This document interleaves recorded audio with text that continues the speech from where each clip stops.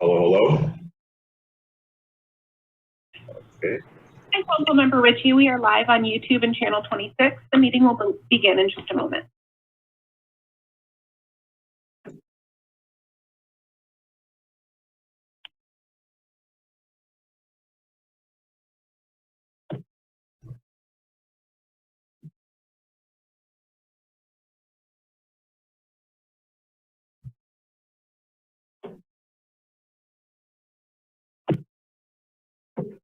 The time is now 6 p.m.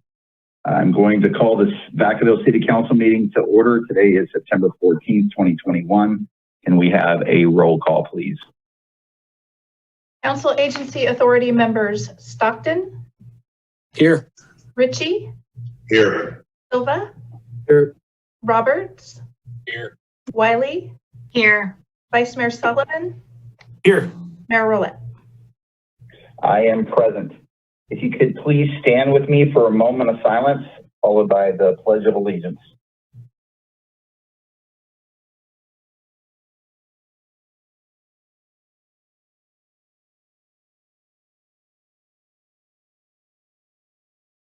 I pledge allegiance to the flag of the United States of America and to the republic for which it stands, one nation, under God, indivisible, with liberty and justice for all. All right, we will move to item 3, approval of the agenda. Mr. City Manager, are there any amendments to the agenda tonight? No, there are not, sir. Okay, I'll entertain a motion. Ms. Stockton, I motion. Sullivan seconds. We have a roll call vote.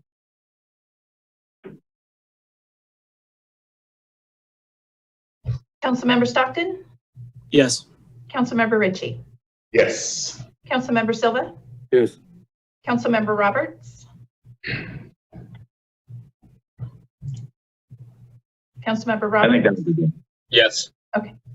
Councilmember Wiley. Yes. Vice Mayor Sullivan. Yes.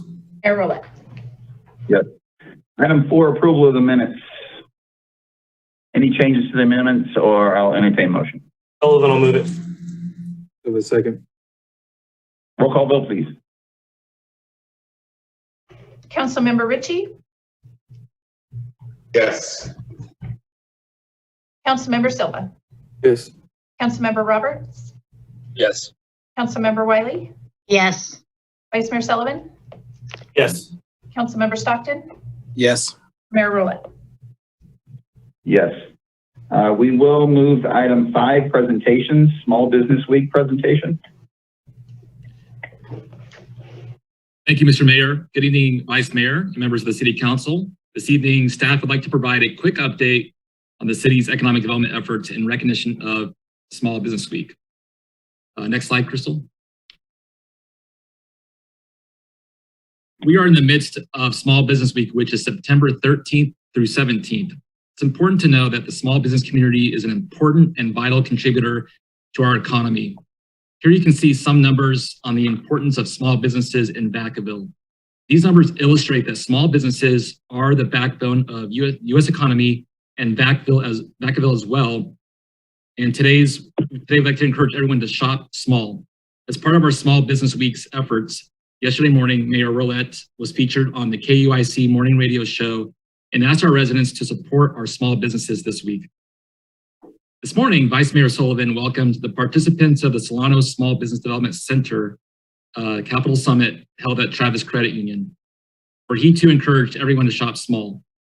Economic development staff continues to provide updates on grant and business resources available to small businesses through our economic development newsletter, social media posts, and website updates.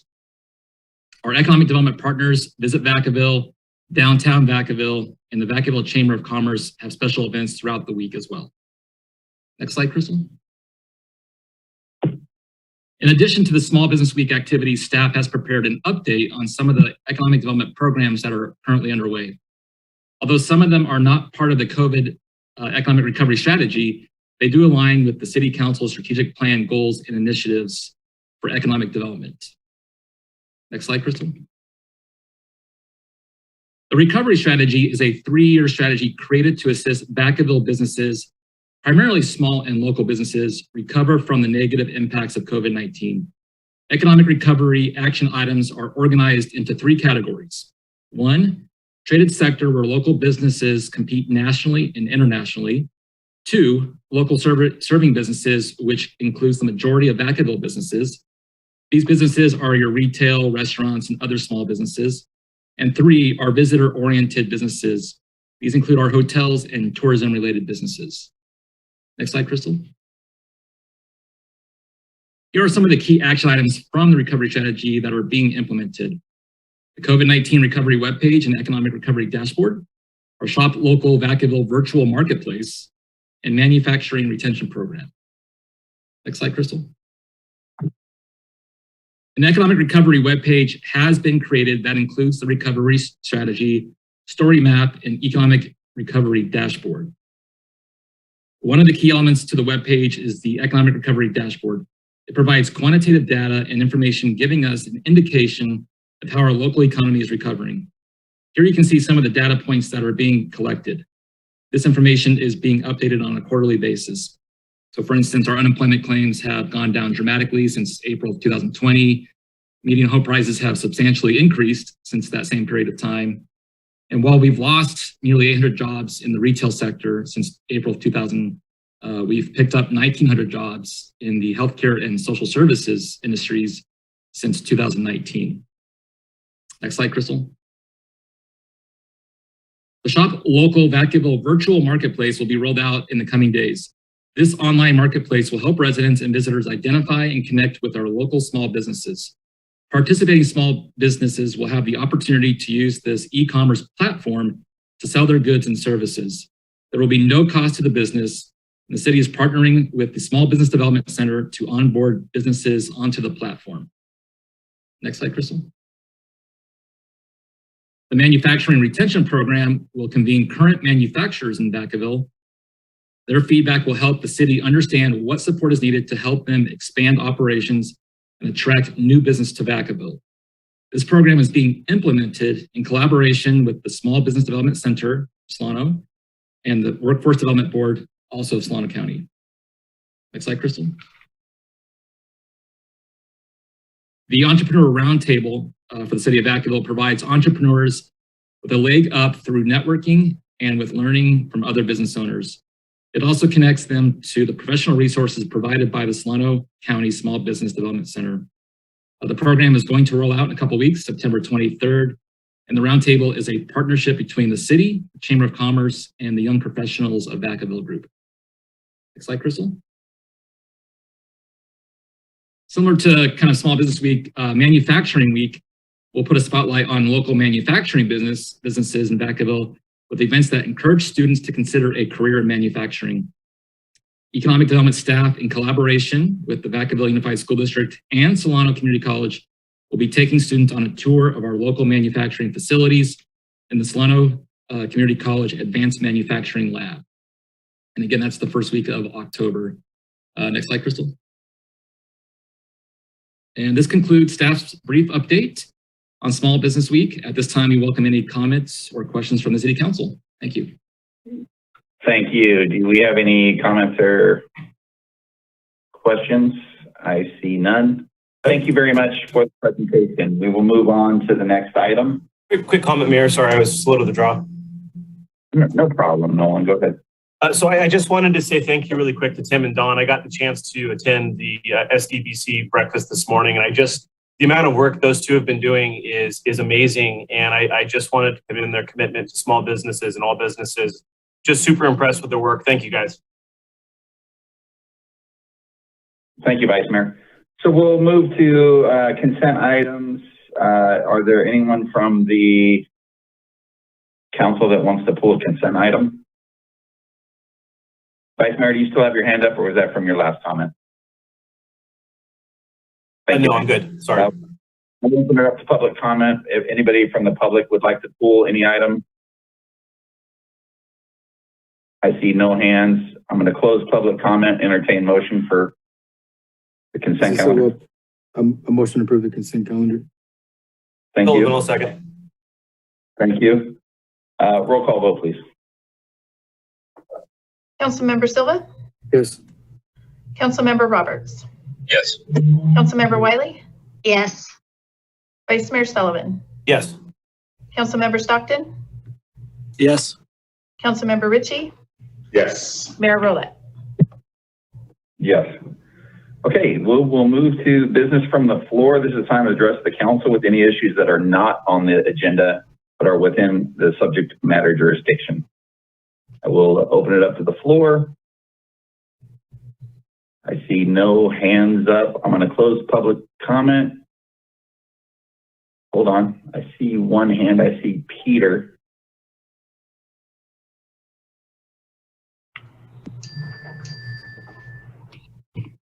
Am I audible? Yeah, you're on. Go ahead. Yeah, hi. I'm a fellow administrator and educator in the private Catholic sector. I have two twin daughters, 6 years old, will attend first grade at Cooper Elementary. And obviously we're very happy, my fiance and I, that they're back in school and they're enjoying it wonderfully. An issue is after school programs. We had our daughters signed up for the TGIF program on Cooper campus. And we were signed up for September and October, and about a week before September started, we got a call from the program saying that there was no space available for our daughters. And due to lack of availability for staff. And so that's caused my fiance an incredible amount of stress picking them up while working. And in talking to the program people, it's simply a matter of they don't pay enough. So, I mean,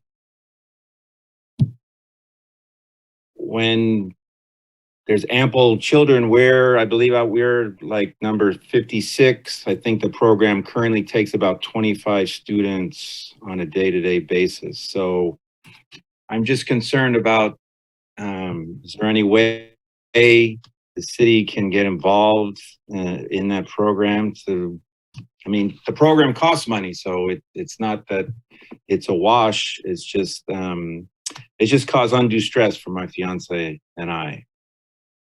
Thank you. Thank you. I see no other hands up. I'm going to close public comment.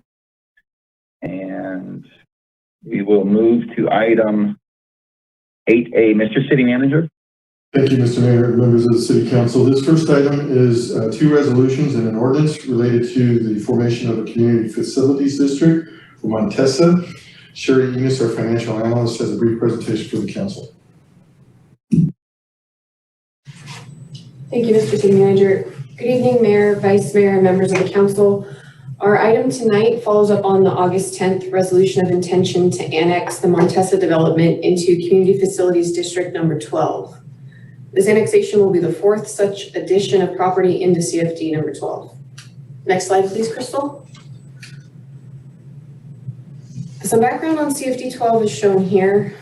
This district is also referred to as the infill district because it was formed with the intention of annexing previously unincorporated, undeveloped areas within the perimeter of the city's existing boundaries. CFD 12 was formed in 2006 for the purpose of funding the full cost of providing police and fire services within the district. Tonight's actions refer to annexation number 4 for this district.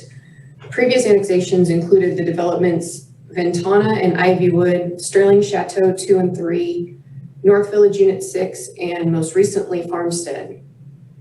The Montesa development will include 59 single-family residential units in a full build-out based on fiscal year 22 rates. The development will generate approximately $76,818 annually to provide police and fire services to the area. Next slide, please. This map shows the area petitioned to be annexed into CFD 12. The boundary area is bordered to the north by California Drive and directly to the east by Keating Park. CMF is also labeled in the lower right-hand corner of the map image for reference. The tan shaded area shows the parcels that will be developed into the Montesa subdivision, And then the shaded green section highlights the area within the annexation territory that is zoned as agricultural hillside and will be granted to the city as open space. The open space area makes up approximately 23 acres of the total annexation acreage, and as undeveloped city-owned land, it will be exempt from special taxes. Next slide, please. The steps to complete annexation into the district are detailed here. The first item on this list, adopting a resolution of intention to annex the Montesa property, was completed at the council meeting on August 10th. The boundary map was then recorded following the meeting and is available for reference in the attachments for tonight's staff report also. Tonight, the agenda includes the items listed in the second bullet, holding a public hearing, conducting a special election of property owners, declaring the results of that election, and introducing the ordinance levying the special tax within the district, including the annexation area. The final step is scheduled for September 28th. This will be the second reading and adoption of the ordinance, which we anticipate being introduced tonight. Next slide, please. That concludes the presentation, but we're happy to take questions and comments on the slides and any that arise during the public hearing. Thank you. Thank you very much. I'm going to open it up to public comment. Is there anybody from the public that would like to speak on this item? I do see Alicia Minion. Go ahead and open her mic.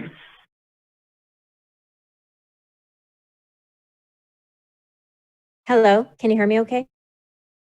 Yes, go ahead, ma'am. Great. I have a couple questions. So one of the disclosures in the I think it's in the ballot or in the agreement that's attached to the ballot, there's section 8, and the subject matter is repeal of special tax. It says if the levy of the special tax is repealed by initiative or any other action by the owners of the lots in the tax zone, the city shall cease to levy the special tax and shall cease to be obligated to provide the services for which the special tax was levied. So I have a question. If the taxpayers or the owners of the property repeal this tax, is that language meaning that you will not respond to a fire or police service call? And I'm asking this because this language is very unique. It's only in Community Facility District number 12. It's not in any of the others. It's not in 8, 10, or 11. And then also, there's additional, the language where it says how the tax will be used.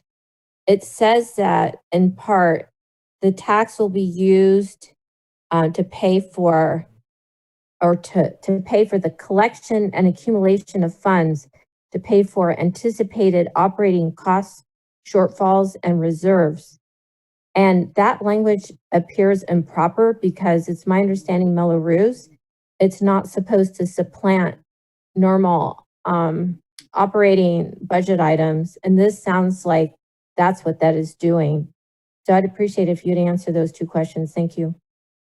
Great, thank you. Mr. City Manager, who do you want to answer that? I think Sherry or Ken can address those. Thank you. Good evening, Council. This is Ken Mosby, the Director of Finance. So regarding the language related to the repealing of the tax, and if the tax were to be repealed, if fire police services would not be provided in those areas, I obviously cannot speak for council, but I would say that that would not be the case. And I think this language is fairly common in other CFD documents as well. As far as why it's not in the prior CFDs, I think it's just a matter of for CFD 12, that is, if you're going in chronological order, 10 and 11 would have been prior to 12, and I think it probably was just omitted from those ones. And I think the other question related to this supply or the money being used to fund reserves or supplanting services. So I think it's important to remember that this area right now is vacant. There isn't any service that's being provided in those areas because there are no homes out there. So when this land is actually developed, it would be a new service just for the fact that the services that you're providing to residential and developed areas can be much different than what you're providing to vacant land. And so there would be no supplanting of services just from the fact that it is vacant land. The service level would be different for both. All right, thank you very much. I'm going to close public comment and bring it back to Vice Mayor Sullivan. Go ahead, Vice Mayor. Thank you, Mayor. I appreciate it. Sorry about that. Thank you. So a couple questions first. So my first question, so you mentioned single family residential. What type of RENA allocation do we anticipate these houses to be? And then what is the sales price estimate? This is Ken again. I do not have the answers to those questions this evening. I'm not sure if there's another member, another staff member that does, and if not, then we can get that information for you, but I do not have that currently.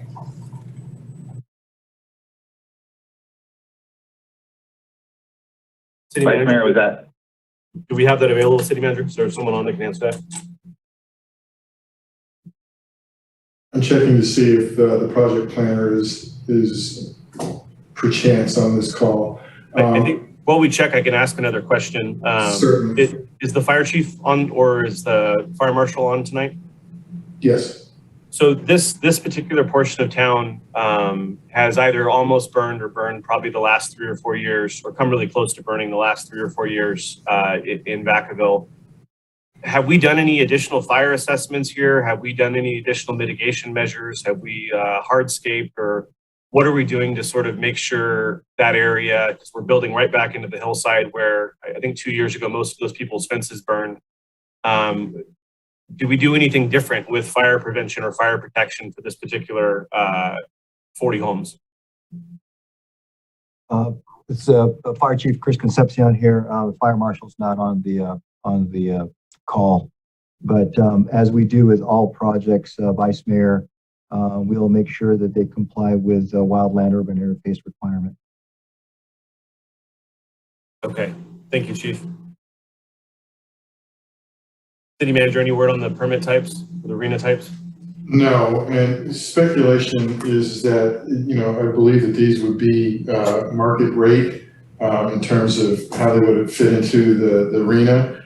In terms of price point, we would have to check with the developer and share that information. But just keep in mind that, you know, price point is indicative of the market conditions and, you know, factoring in the location, the size lots that you see here. I would estimate that those will be consistent with what you see in other parts of our community that are currently developing with single family homes.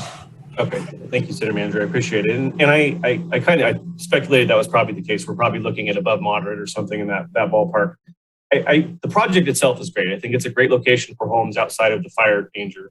And I think they probably could do something very nice back there. But I do want to kind of keep bringing this point back to council.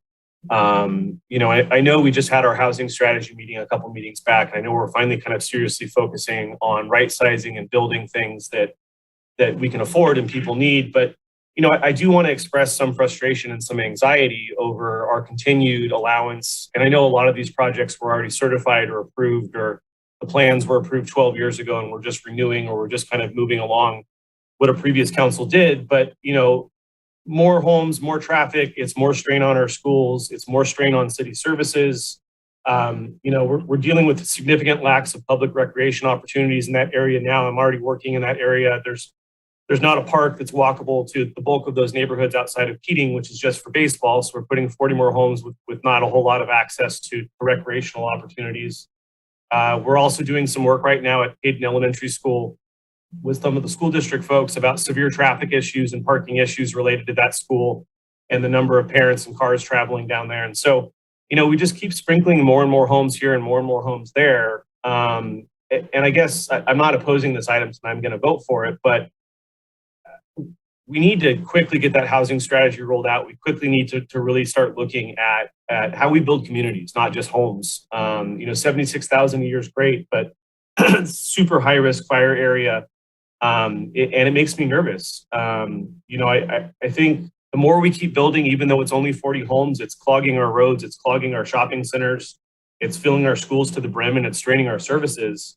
I really just want to remind my council or my peers on council that, you know, we got to get that housing strategy implemented. We need a new philosophy on building, and we can't keep packing Vacaville like this.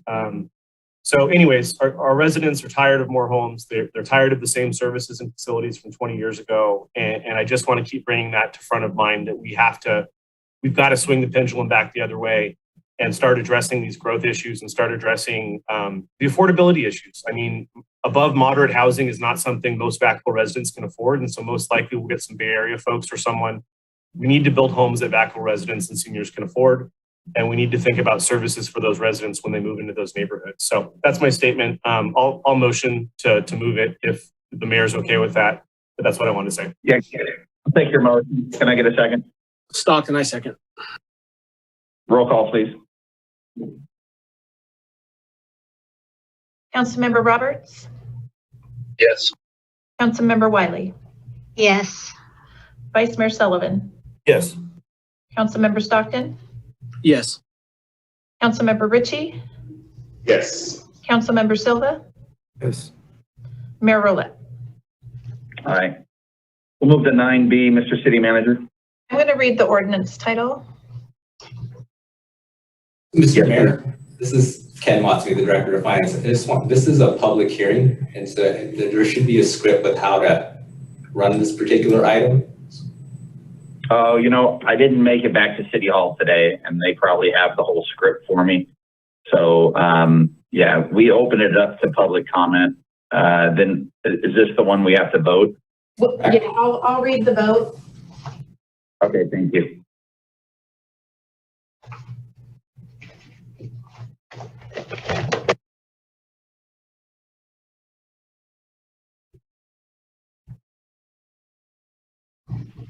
So both ballot measure number 1 and number 2 are in the affirmative for all properties. And then I can read the ordinance title. Yes, please. Thank you. Go ahead. Ordinance levying special tax within the city of Vacaville Community Facilities number 12, Montesa, first reading. And we can ask for any protests provided by the property owners. Great. Are there any protests from the property owners? I see none. I think we can. Ken, does that satisfy?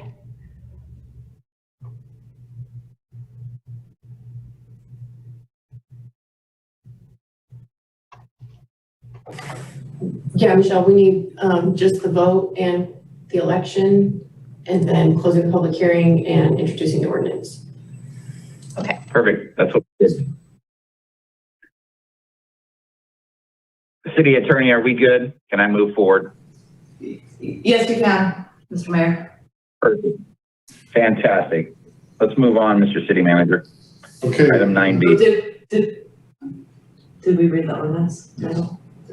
So item 9A, we'll start with, is a resolution of the City Council authorizing the application with the MTC for Transportation Development Act funds for our city coach transit operations.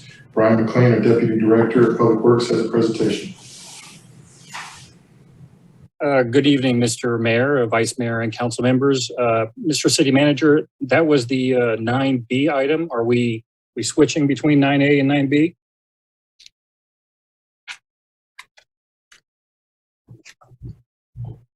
I'm sorry, was there a desire to do 9B first? Either way. Crystal, can you switch over to 9B?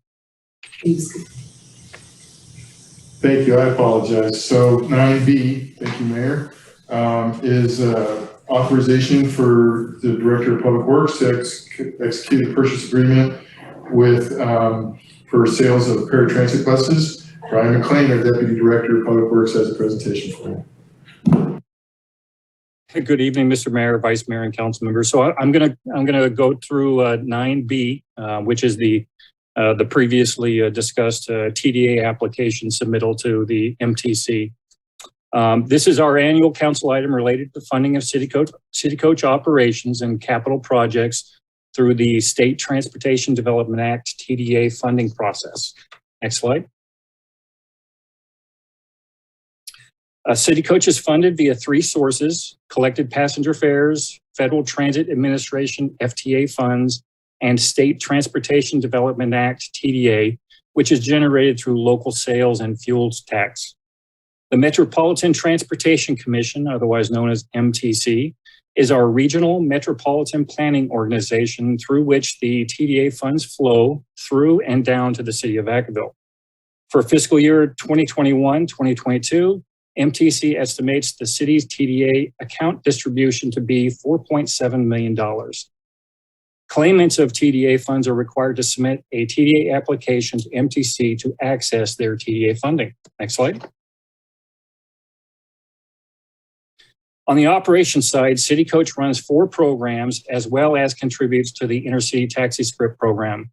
Those 4 programs include City Coach Fixed Route, City Coach Special Services, that's our paratransit system, City Coach Direct, that's our new Uber-style curb-to-curb system, and the local taxi script program.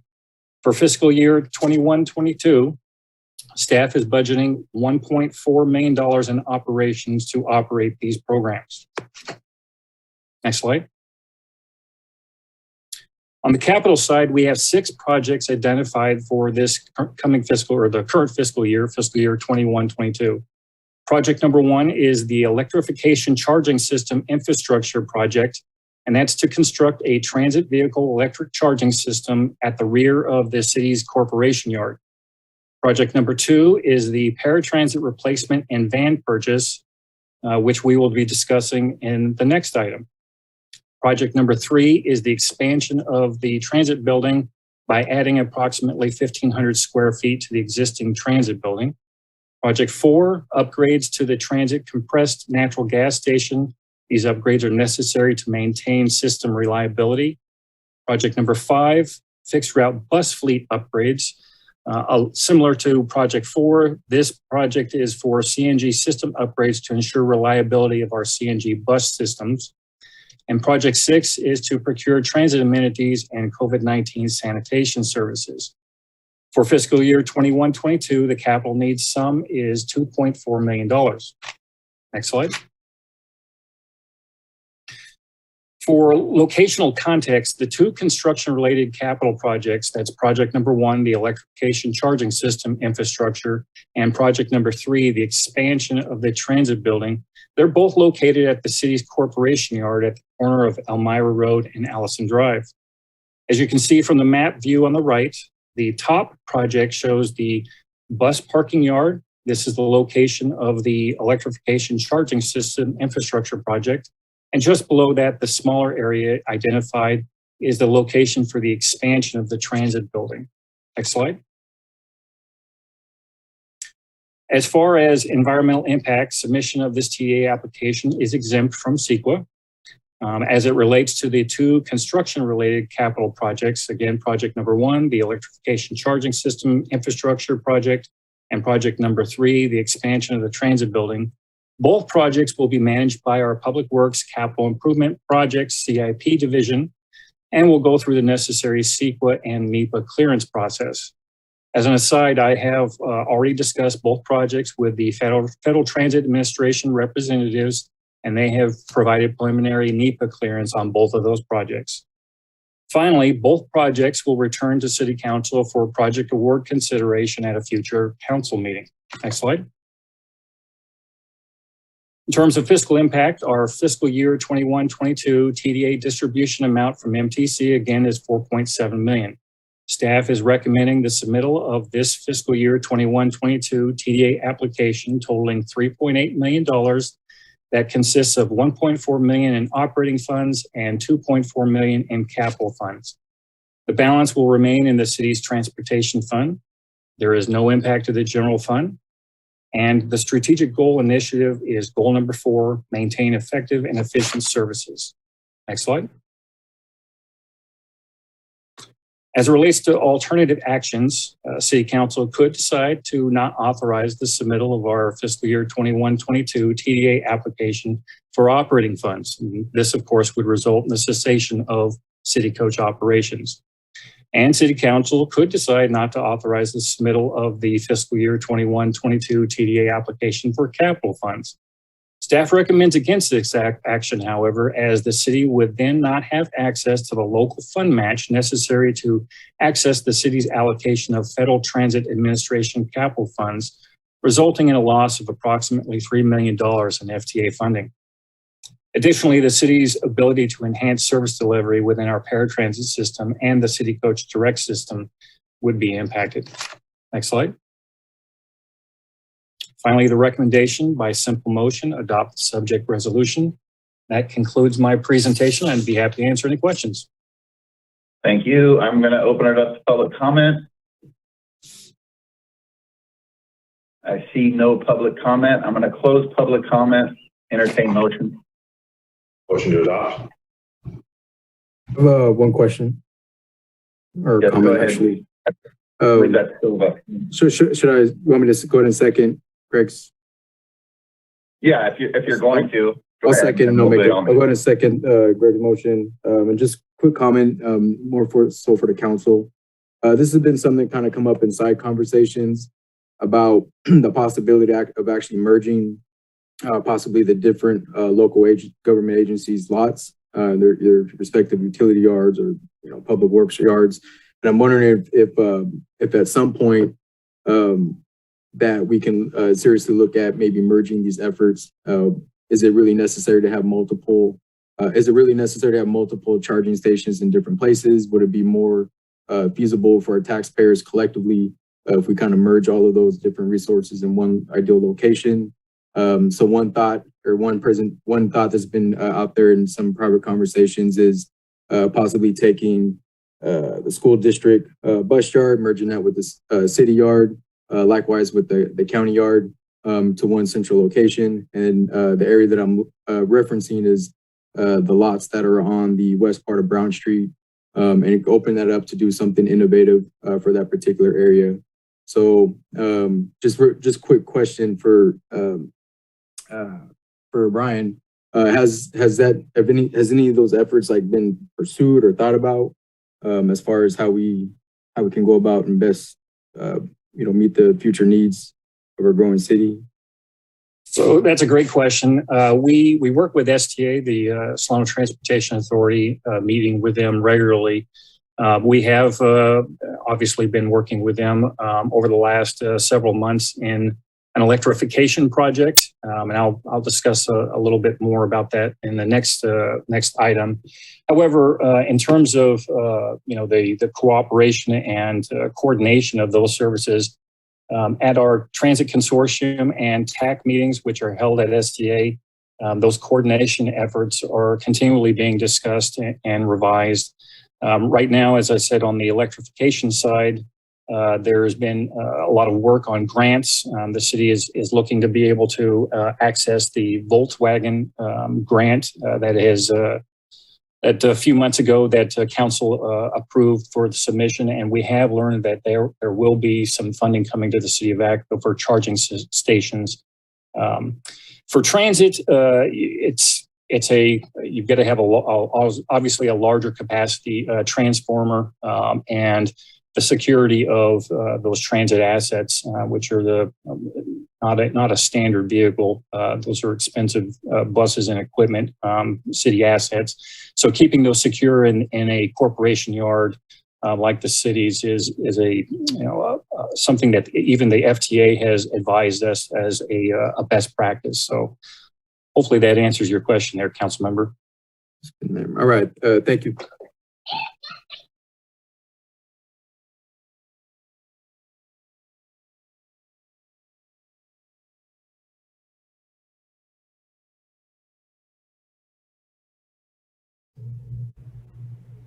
So, Mr. Mayor, I believe we had a motion and a second. Are you ready for a roll call vote?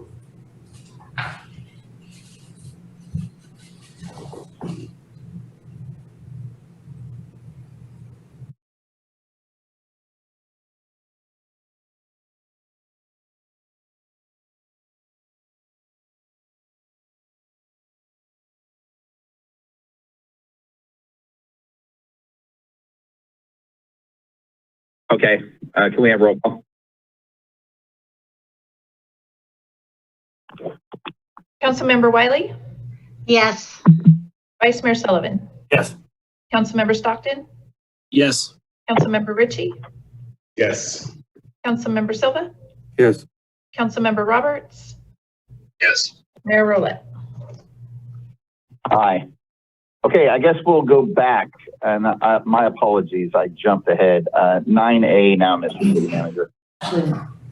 Okay, thank you. So I've already introduced this item, so I apologize. So I'll just introduce Brian McLean to talk to you about retrofitting our transit buses system. Thank you. Thank you, Mr. City Manager. Good evening again, Mr. Mayor, Vice Mayor, and council members. This item 9A pertains to the need to procure replacement paratransit vehicles, as well as to add additional vehicles to the City Coach Direct Transportation Program. This evening, we have received an email in support of this item, which was forwarded to us by the city clerk by a resident of Vacaville. Next slide.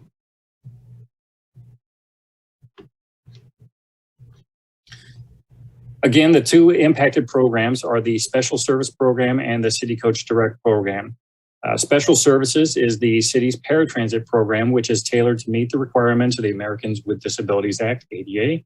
Special Services is provided to qualified senior and disabled persons and currently utilizes a paratransit bus with an industry life cycle of approximately 7 years. The City Coach Direct program, which was launched in August of 2020, is an Uber-style service providing curb-to-curb transportation within Vacaville and to the Vacaville Fairfield train station. Since its launch in August of 2020, even amidst the backdrop of the pandemic, ridership has showed strong growth. Next slide. For the Special Services Program, we have 6 buses that are model years 2008 and 2014, all beyond their 7-year life cycle. And like any vehicle, age and mileage start to impact the vehicle's reliability while also increasing maintenance expenses. Transmission problems, engine issues, and other mechanical breakdowns are currently impacting our service performance. Next slide. As mentioned earlier, the City Coach Direct launched in August 2020 with 4 vans.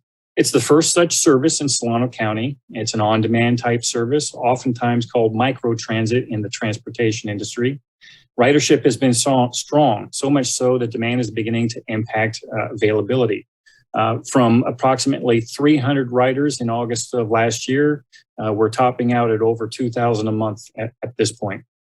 Additionally, City Coach Direct vehicles would allow additional City Coach Direct vehicles would allow City Coach to continue to enhance and grow this innovative microtransit program. Next slide. For the new vehicle procurement, staff investigated the options available with the California Association for Coordinated Transportation, otherwise known as CALACT. They have a cooperative in which the city is a member. Through CALACT, the city can obtain transit vehicles at a lower cost due to the larger unit quantity that the cooperative brings versus the city of Vacaville doing a request for proposals bid for our small unit quantity needs. Transit staff investigated several vehicle types before identifying the Ford Transit van as the best match for passenger needs, maintenance considerations, and standardization across the Paratransit and City Coach Direct programs. Staff also investigated various fuel alternatives for the Ford Transit van. Electric propulsion is an option for this unit. However, the city's transit bus yard does not currently have an electric charging infrastructure system at this time. And that's something we are working to change as we work closely with WSP consultants who have been engaged by STA to evaluate public transit electrification. WSP has advised staff that maintaining a balance of both gasoline and electric vehicles will still be important in achieving maximum reliability of our public transit system. With that said, as staff anticipates the construction of electric vehicle charging infrastructure system in the next few years, at this time, staff is recommending gasoline-powered Ford Transit vans with electric models to be procured upon completion of the electric vehicle charging infrastructure anticipated to be completed in late 2024. Next slide. Staff is recommending the procurement of a total of 10 Ford Transit vans, 6 for the Paratransit program and 4 for the City Coach Direct program.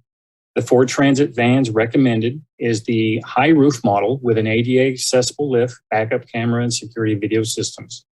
The total cost of the 10 units through the CalAct program is $893,717, with an additional approximate $106,000 set aside for miscellaneous upfit needs to make the vehicles ready for operational service. That includes miscellaneous items such as radios, bus wraps, safety or driver minor configurations, etc. Next slide. As it relates to environmental impact, the procurement of the vehicles recommended tonight is exempt from CEQA. The fiscal impact of the purchase of 6 vans for the Paratransit program and 4 vans for the City Coach Direct program is $1 million from the City Coach Transportation Development Act TDA fund, comprised of the $893 purchase cost and the $106,000 for miscellaneous upfit needs. There is no impact to the general fund as a result of this action. And the strategic goal initiative for this item is goal number 4, maintain effective and efficient services. Next slide. In terms of alternative actions, not authorizing the funding to replace the 6 senior and disabled paratransit buses would likely result in increasing breakdown rates and continued escalation of maintenance costs, as well as impacts to reliability. Likewise, not authorizing the funding to add 4 vans to the City Coach Direct program will likely result in a capping of the growth of that service and the delivery potential of that program. Next slide. The recommendation is by simple motion, adopt the subject resolution. And that concludes my presentation. I'd be happy to answer any questions. Great. Thank you very much for the presentation. I'm going to open it up to public comment. I have one hand up.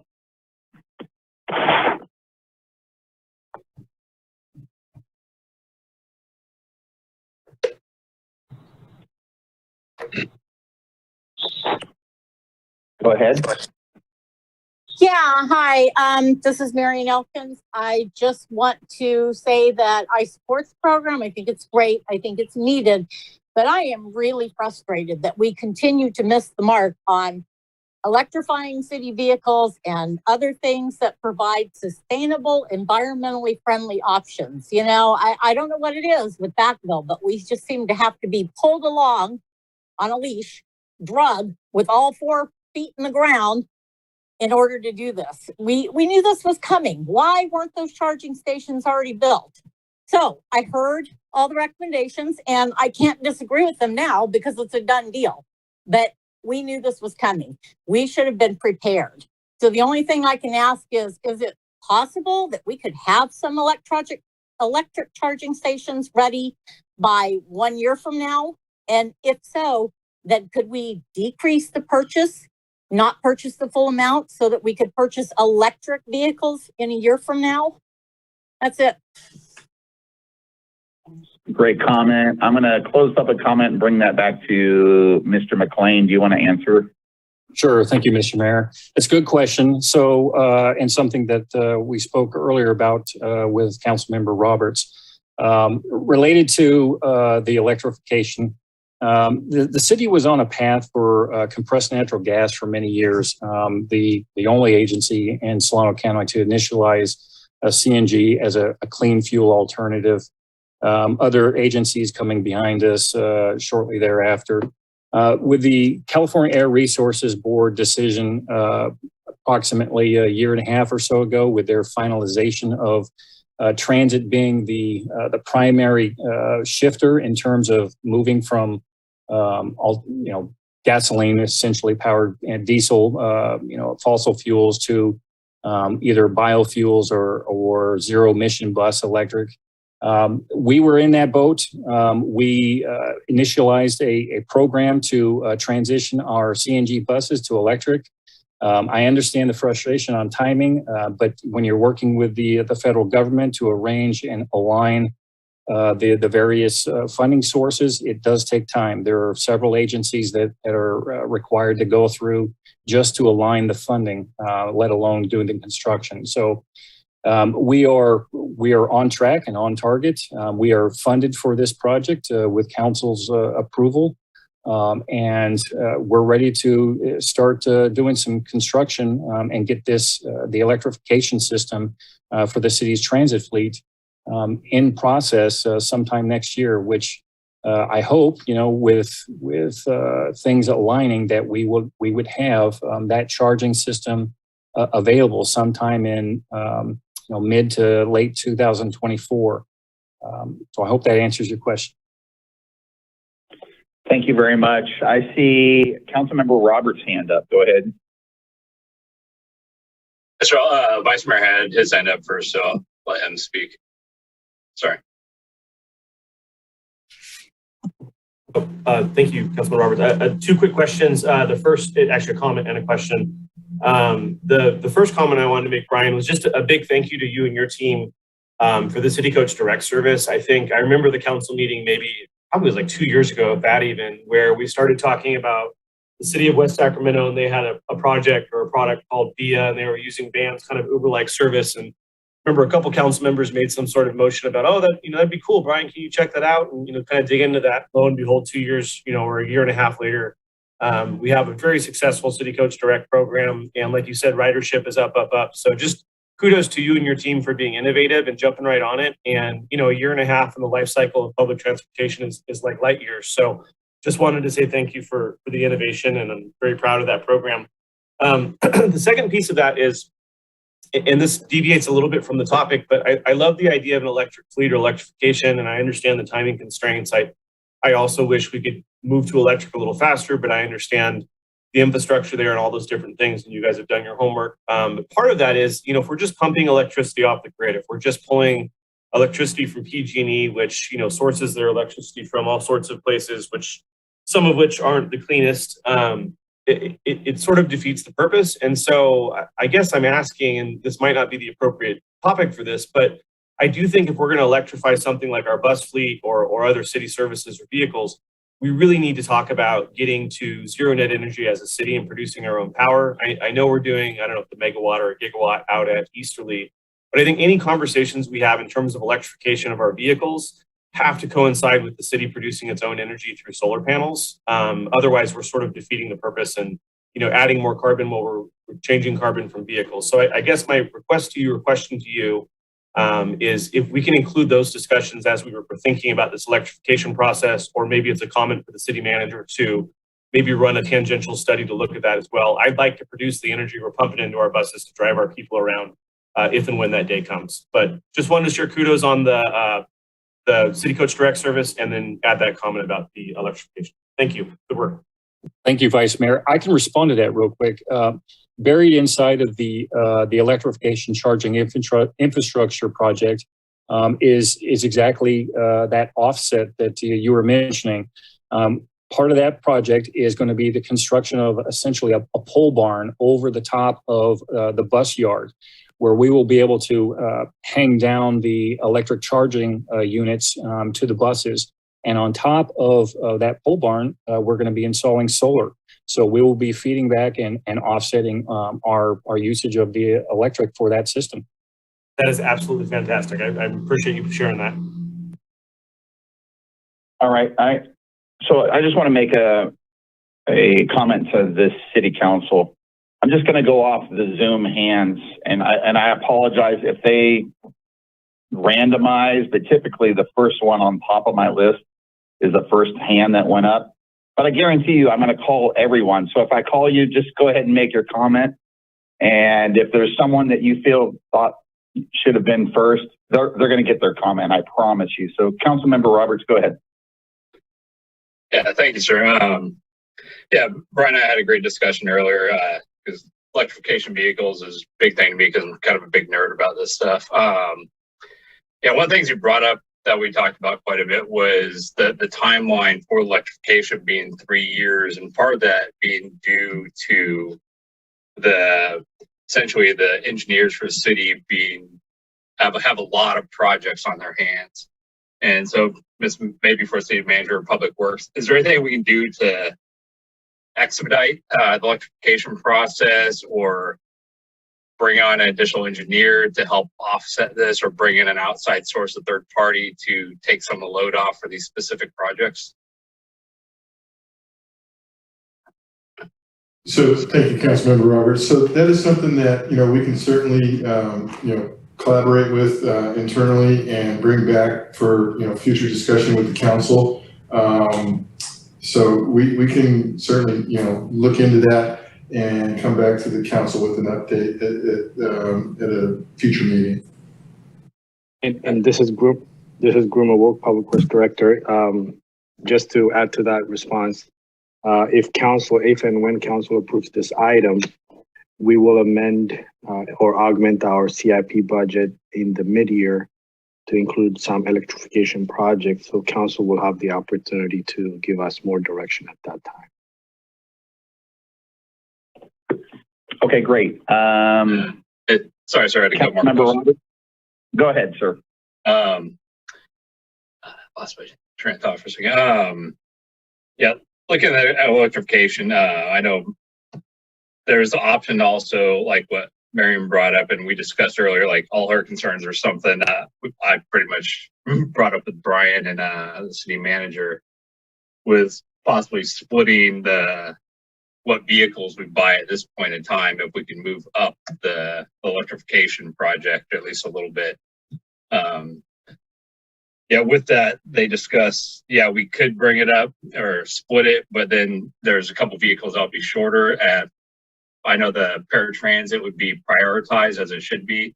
I did have one question on the ridership aspect of the City Coach Direct. Was I know you guys show the ridership and the number of trips reported monthly on there, but just reporting that, it doesn't mean a lot to me in terms of data because it's not showing how many people you're transporting. And if you're going for electrification, the mileage is a big portion of it. So if you're traveling lots of miles a day, you may have to stop and recharge partially through the day. And so, not necessarily for this, but in future, I'd like to see more data breakdown on what's being presented. Because if it's 2,000 1 to 5 mile trips, or is it a lot more, maybe like an average mileage per trip and number of riders per trip per vehicle, I think it would be excellent for giving us some data-driven priorities on what we should and shouldn't put money towards. That's all I had for questions and comments. Thank you. Thank you. Councilmember Wiley. Thank you for the report and the work toward electrification. I agree with the thoughts that we need to do as much as we can, as soon as we can, because we are kind of behind the 8 ball on this. I have a question about inside the vans, because I noticed on the specs that one of them holds 1 wheelchair and one of them holds 2 wheelchairs. And I just didn't know if that is enough to accommodate the people that need the rides, or, it just seemed to me that that wasn't a lot of wheelchair accommodations for a paratransit. But so that's what I wanted to ask about. That's a great question. So our current City Coach paratransit buses, there's 2 paratransit or 2 wheelchair accommodations, mobility device accommodations. We have done our research on that. Very rarely do we even have 2 at a time. And I don't think it's, in my 16 years doing this, 3 at a time in a single vehicle. We've never got to that point. There are 2 different specs in the vehicle quote sheet. 6 of those vehicles, as you mentioned, have two slots for mobility devices, and those would be utilized for the paratransit side of the house. And then the other 4 with the single mobility device tie down area would be for the City Coach Direct side. One of the benefits of standardizing the vehicle through this the Ford Transit van across both programs is that we will be able to interchange them more easily across both programs as necessary, so that trips should be shorter because you'll be able to pull a City Coach Direct van that may be idling to a citizen who needs a paratransit ride who is very localized close to that vehicle. And so by standardizing the vehicle across both programs, we gain that efficiency. Okay, so that clears up my question then, because looking at that, it just looked like 1 vehicle. But so you're saying all the vehicles will be able to accommodate 1, and some of them will also be able to accommodate 2. Correct. Okay, the other question is, and this came up the last time that vehicles were being ordered, why can't we order them locally? And then the whole discussion was about, getting them in a timely manner and a cheaper rate because you're ordering with a large group. So I understand that. And right now, though, I've read a lot about vehicles being hard to come by because of the shortage of chips and things like that. So if we order these, if approved and we order these, when would you anticipate getting them? We're being told January or February. You were absolutely right. The chip shortage is affecting everyone. One of the things to remember on these vehicles, because they're specialized, we're not going to be able to find or Vacaville or the county doesn't have a regional outlet that produces this kind of vehicle. The paratransit style vehicles, more either in the Bay Area, further in the Bay Area, where you find an outfit that does the upfit necessary to convert it to a paratransit vehicle. So it's a give and take in terms of cost savings, going with the Cal Act cooperative, anywhere between 8 and 12% savings. So on the low end, it could be as approximately $80,000 in savings, all the way up to $100,000 in terms of overall savings that the city would gain in purchasing through the Cal Act cooperative, as opposed to, again, Vacaville going out and doing a bid for 10 vehicles. Okay, and then the other thing I noticed on these specs were that they had a fare box. And I understand currently we're not taking fares because we're getting money still from the CARES Act. So when do you anticipate the fares returning? That's actually something that the transit coordinator and I are working on right now. We do need to get back to some normalcy, and we had anticipated coming back to City Council with some information and some recommendations on the fares and returning back to paid fares sometime within the next couple months. Okay, thank you very much. You're welcome. Councilmember Wiley, do you want to go ahead and, oh no, I do have Councilmember Roberts' hand back up. Go ahead. Yes, sir. I was just going to ask if I can make a motion or if anybody else had any comments before I did so. Yeah, please make a motion. All right, so my motion is to authorize for 8 of the 10 purchase of vehicles. I'd like to set aside the money for 2 of those vehicles, potentially for electric vehicles, and task the staff see if there's any way to expedite 2 charging stations sometime within the next year and a half, and then purchase electrical vehicles at that point, while the rest of the infrastructure is being built out for the full charging setup. I'll second that. Sullivan. I have a motion and a second. Roll call, please.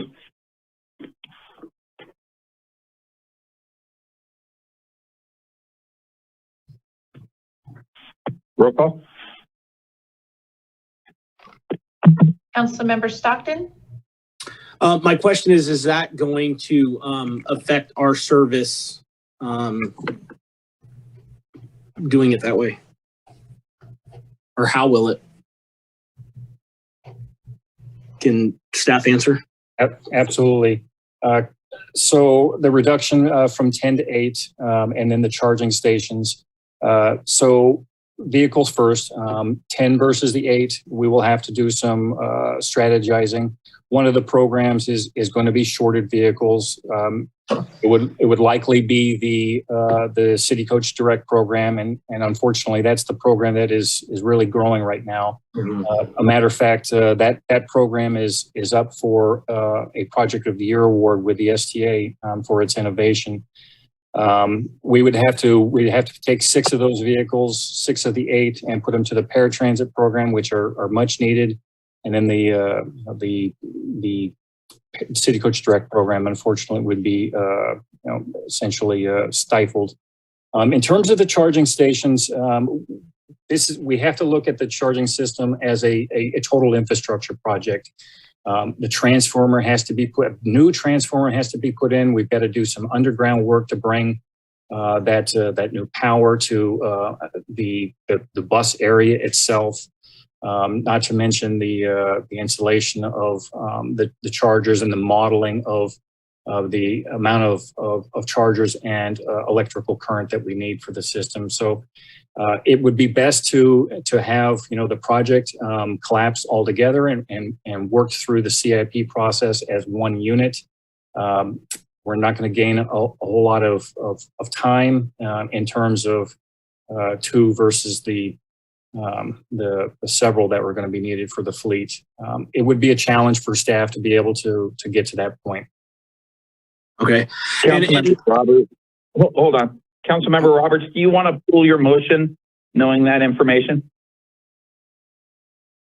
Or what would be the likelihood of being able to prioritize electrification for that? Because I know with the electrification of the transportation yard, I know there's plans to possibly move the full-size buses electric sometime in the future.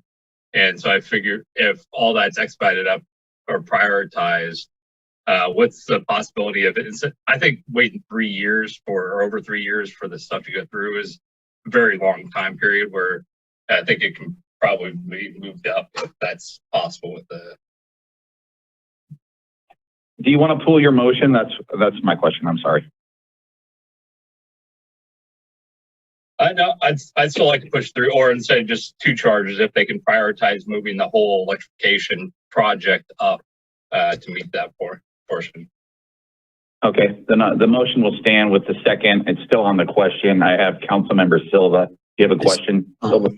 Yeah, question for those two. So if the goal is to have, if the issue is not having charging stations for the vans, couldn't we access other public charging stations in town, Brian? That's a good question. We could. However, there are some considerations that come into play.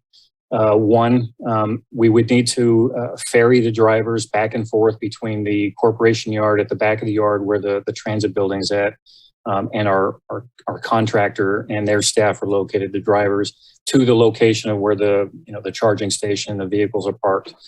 That's going to be an extra contract cost. That's deadhead time in terms of the ferrying. The other thing to consider is the security of the vehicles.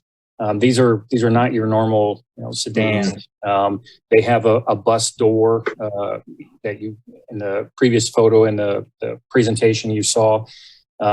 They are not as secure as a standard vehicle. I mean, a good push and you could push those doors through and gain access to the vehicle. So having a secure yard where you can put those expensive assets is really a kind of a fundamental design of making sure that the vehicles are stored at the corp yard and secured at the corp yard. All right, I think, I understand the frustration. I think we need the infrastructure in place. And I think we as a city council got to figure out how we prioritize that and ensure we have funding for that. So I don't know if there's another public comment, but I'm ready to vote. There is one more comment, Councilmember Wiley. Councilmember comment, apologize. So my question was also with the charging stations, because it seems like it would be problematic to build 2 and then when you're going to build more later on. But then my other question was, what about the current buses that we are using?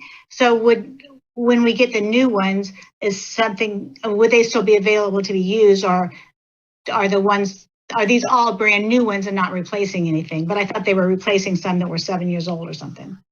So there's 2 sets of vehicles here. The older paratransit buses, which are the kind of the F350.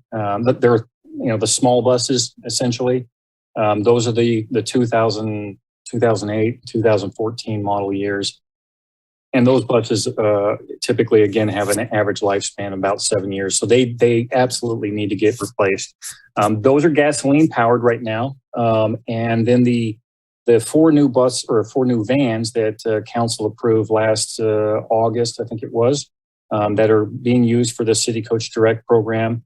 Those are gasoline power as well. They didn't have an electric model at the time. And again, we didn't have an electric charging infrastructure. So really staff would, we've got the funding aligned. We've worked with FTA.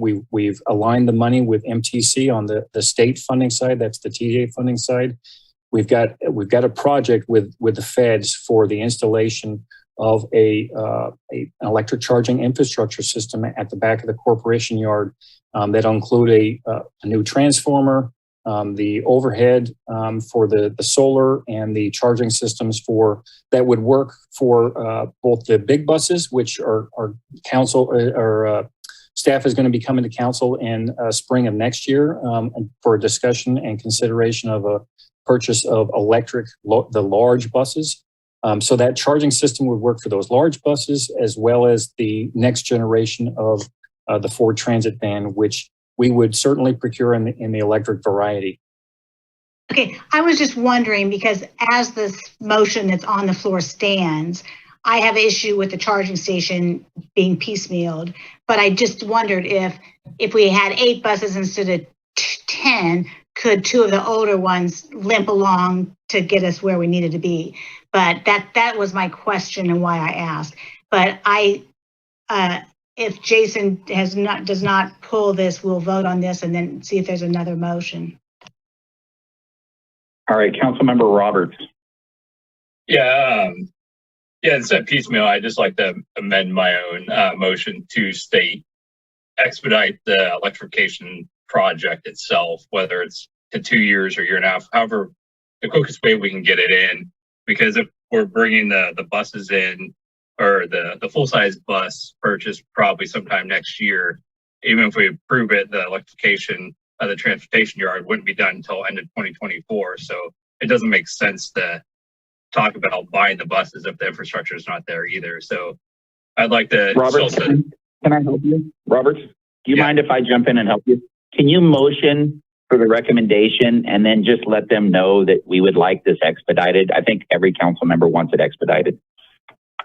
Yes. So motion is to purchase eight buses now, save funding for 2 additional electric buses, and expedite the electrification process or project at the transportation yard. I'll second again, Sullivan. Okay, I have a motion second. Roll call, please. Councilmember Stockton. So is this, I just want to make sure this is the staff recommendation with the expedition added or no? No. Okay. No, they're shorter than 2 buses. Right. I admire what you're trying to do, Councilman Roberts, but I see the impact that the city coach direct is having for our seniors. And I don't want to keep them sitting in the sun waiting for buses any longer than we have to. So I'm a no. Councilmember Ritchie. I'm also no. I think that the buses are very important for people that need them, especially with wheelchair access and our seniors and people that need assistance around the city. So I think I'm really respect the team for the recommendation. I think we should just go ahead with their recommendation in full. So I say no. Councilmember Silva.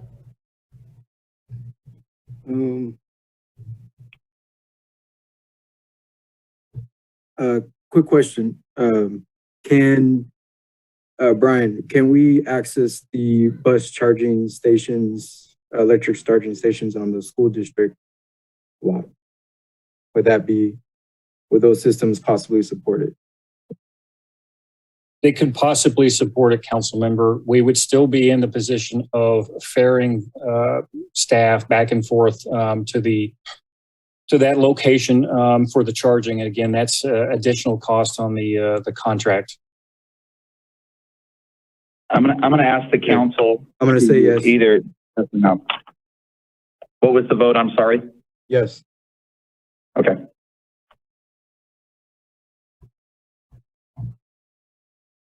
Councilmember Roberts. Yes. Councilmember Wiley. No, I applaud the idea of electric, but I think this is not the way to do it. So I'm saying no. Vice Mayor Sullivan. Yes. Mayor Rolette. I'm going to say no, and that's going to fail that motion. Will I entertain another motion? This is Stockton. I motion we adopt the staff recommendation with the inclusion that we expedite the project to get onto to move forward toward the electric vehicle option as soon as possible. That's a great motion. I'll have a second on that. Can we have a roll call vote, please? Councilmember Ritchie, Yes. Councilmember Silva, No. Councilmember Roberts, Yes. Councilmember Wiley, Yes. Vice Mayor Sullivan, I'm going no. It was 105 degrees last week and half of California's on fire, guys. The time is now, so I'm a no. Councilmember Stockton, Yes. Mayor Roulette. Yes. Okay, we will move on to the next item. I believe we're at item 9C, if I'm not mistaken. Yes, 9C, Mr. City Manager. That is correct. Thank you, Mr. Mayor. This next item is the approval of the Community Development Block Grant Program for the year 2020-2021, the Consolidated Annual Performance and Evaluation Report. Tamara Colden from our Community Services, Housing and Community Services Department has a brief report for you. Good evening, Mayor Roulette and Vice Mayor Sullivan and council members. Can you hear me okay? Yes. Okay, great, thank you. Go ahead. Next slide, please. Tonight, I am presenting the Community Development Block Grant Program Year 2020 through 2021 Consolidated Annual Performance and Evaluation Report, or CAPER, as we refer to it, for public comment and approval. Next slide, please. Tonight, you are being asked to provide comment, accept comments from the public, and approve the program year 2020 through 2021 CAPER. Next slide, please. So for a little background, the Community Development Block Grant Entitlement Program provides federally funded annual grants on a formula basis to entitled cities and counties throughout the nation. The funds are used to provide decent housing and a suitable living environment, as well as expand economic opportunities for low and moderate income persons. The city of Vacaville has been an entitlement city ever since 1988.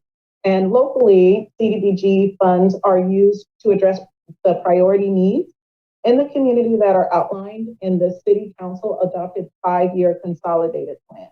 The current plan covers the time period 2020 through 2025. Next slide, please. Each year, HUD requires the City of Vacaville to prepare and submit the CAPER. The CAPER reports the city's progress and success in meeting the economic development and affordable housing strategies that are identified in the consolidated plan, and includes efforts funded directly with CDBG funds, as well as other funds and through other partnerships. This year's CAPER identifies achievements of Vacaville's first year of the consolidated plan program year 2020 through 2021. Program year accomplishments included youth development, leadership, and early childhood education provided by the Vacaville Neighborhood Boys and Girls Club, the Levin, and Child Start Head Start. Service programs provided by Catholic Social Services, Vacafish, and the Vacaville Housing Authority at the Buck and Eldridge Center. Repayment of the HUD Section 108 loan for acquisition of properties on Brown Street. A closeout of the Trower Neighborhood Center Capital Improvement Project, as well as improvement and expansion of affordable housing through rental subsidies, assistance to homeless, and housing counseling services. Next slide, please. In addition to those activities, a substantial amendment to the 2020 through 2025 Consolidated Plan and the 2020 through 2021 Annual Action Plan was recently completed as required by HUD. The substantial amendment was required. I apologize, there is a typo in the date in the staff report. it was required by August 16th, not August 23rd, in order to secure CDBG CARES funding in the amount of $821,286. The CDBG CARES specific funding must be used to prevent, prepare for, and respond to coronavirus. Unfortunately, the timeline did not provide the opportunity to present the amendment to council prior to submittal to HUD. So the substantial amendment was submitted, budgeting the CDBG CARES funds for senior hot meals and the small business grant program. These programs had been previously discussed by City Council for the use of CDBG funds, and at that time, City Council determined not to use the CDBG funds for these two programs due to the extended timeline before the funds could be used, and the extensive requirements and an alternative funding source was identified at that time. With the ever-changing needs of the city during the continued COVID-19 pandemic and various sources of other funding that has become available to prevent, prepare for, and respond to COVID-19, staff will return to a future City Council meeting in order for the City Council to consider and approve alternative uses of the CDBG CARES specific funding. Next slide, please. For this paper, a public notice was published in the Vacaville Reporter on August 29th, and the draft paper is available for public review and comment through today, September 14th, 2021. Staff have received no comments from the public as of the time of this evening's presentation, and changes made by staff since the draft published version was available are tracked in attachment 2 of tonight's packet. If approved this evening, staff will incorporate any comments received tonight and submit the final paper to HUD no later than September 28th, 2021 as required. Next slide, please. This action is exempt from the California Environmental Quality Act. Next slide, please. And there are no funds requested for this item. Next slide. This council can choose not to accept comments and or not to approve the CAPER. However, this is not recommended as it would cause the city to be out of compliance with CDBG rules and regulations. Next slide, please. This item is in line with strategic plan goal number 2, strengthen the local economy, as well as strategic plan goal number 3, protect Vacaville's quality of life. Next slide, please. And with that, I am happy to accept any comments from the public and answer any questions that you or the public may have.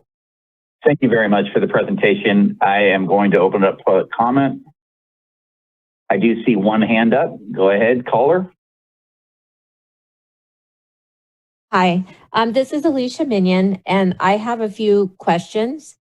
And so starting with the disclosure regarding PEP housing, that's the senior housing project on Elmira.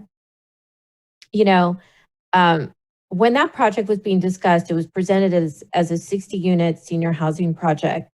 And earlier this year, council approved the issuance of approximately $18 million to help finance that project. And that issuance was essentially an allocation of the California Debt Limit Allocation Committee. It's an arm of the State Treasurer's Office. And after council approved that $18 million, in March of 2021, there was a meeting at the State Treasurer's Office where Fiona Ma, along with the other committee members, approved funding to essentially allow the issuance of the $18 million.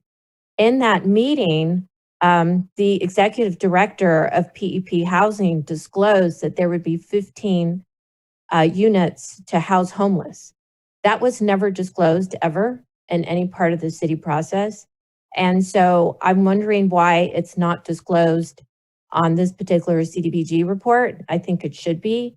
And is it a housing first program? And if it is, it should be disclosed. In addition, the CDBG report it states that $1,820,000 loan was made by the city to purchase, so PEP Housing could purchase the city land. The source of the loan funds was low and moderate income housing asset funds. But when PEP Housing purchased the land, where did the money go? Did it go to the Vacaville Housing Authority, one of its budget? Did it go to the general fund? Where did the money go? That's my other question. In addition, Oak Grove, it doesn't mention that it would house, I think it was 18 homeless, and there's a Housing First program that's planned there. That's not disclosed. In addition, on page 12, under affordable housing, it says the one-year goal to house homeless is 0. And I was wondering if PEP, if the Pony Express senior housing is going to be completed in the next year, you know, you could add the 15 homeless, you know, units under that column. And then additionally, there's information regarding numbers of units that apply to either very low income, extremely low income, that particular page. And I was wondering, where are the units for Lincoln Corners, which is known as Vacaville Depot? Where is that classified on that chart? Because you may not know, but the Lincoln Corners. Thank you for your comments. I'm going to close public comment and then have our, I think, Colden, are you going to answer those questions? Well, this is Emily Cantu, the Housing and Community Services Director. I'd be happy to answer the comments. Yes, please. Thank you, sir. Yeah, thank you very much for those comments and the observations in our descriptions in the document. And tonight is the perfect opportunity for you to provide those comments to us so that we can include them in the CAPER report. So I wanted to first thank you for that. Specifically for your questions, in general, you know, CDBG funds were not used for the Pony Express Pep Housing Senior Project or Oak Grove. So we do put additional partnerships that the city has trying to work towards the efforts and goals of the CDBG program. So that's why you do see those projects in there. Regarding PEP housing and the Housing First question, we will verify that information and as said previously, include the comments regarding our descriptions and updating our descriptions in the CAPER as appropriate to respond to that.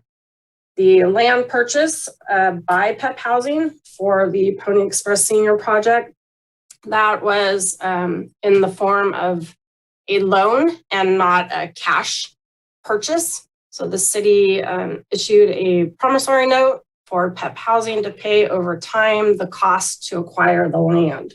So there was no cash deposited into any account at this time. It will, as repaid, go into the low and moderate income housing asset fund. Lincoln Corner would not be included in the income level descriptions in this document. This document is talking about the 2020-2025 consolidated plan year and the 2020-2021 annual action period for the CDBG program. And Lincoln Corner units were created back in the year 2001. And I think that's the end of my response. Thank you very much. I'll bring it back to the council, and I do see Vice Mayor Sullivan. Your hand's up. Go ahead, sir. Thank you, Mayor. Quick question for Emily or Tamara. It seems like the amount that we actually receive in this particular funding source is sort of small for a city of 100,000. Are we on par with other cities of our size? Is there any way we could increase our allocation in future years? It just feels like, I don't know, what $500,000 or whatever it is we get. It's not ever really enough to do a major project, and it's too little to really divvy out to, you know, smaller projects. It just feels like we should be getting more. Is there anything we could do to be more competitive, get more funds, grow our CDBG kind of allocation, if you will? Yeah, thanks for the question. It is a fairly small amount. You're right, about $500,000 a year. It is a formula allocation. So HUD has literally a formula. They drop their budget year funding amount that they're allocated through the federal budget process into their formula. And that formula determines how much the city of Vacaville will get. We, the city of Vacaville, are not able to request, there's no process to request an increase. So we are reliant on that formula. We're reliant on the federal budget and that formula to determine our allocation. Thank you. Councilmember Wiley.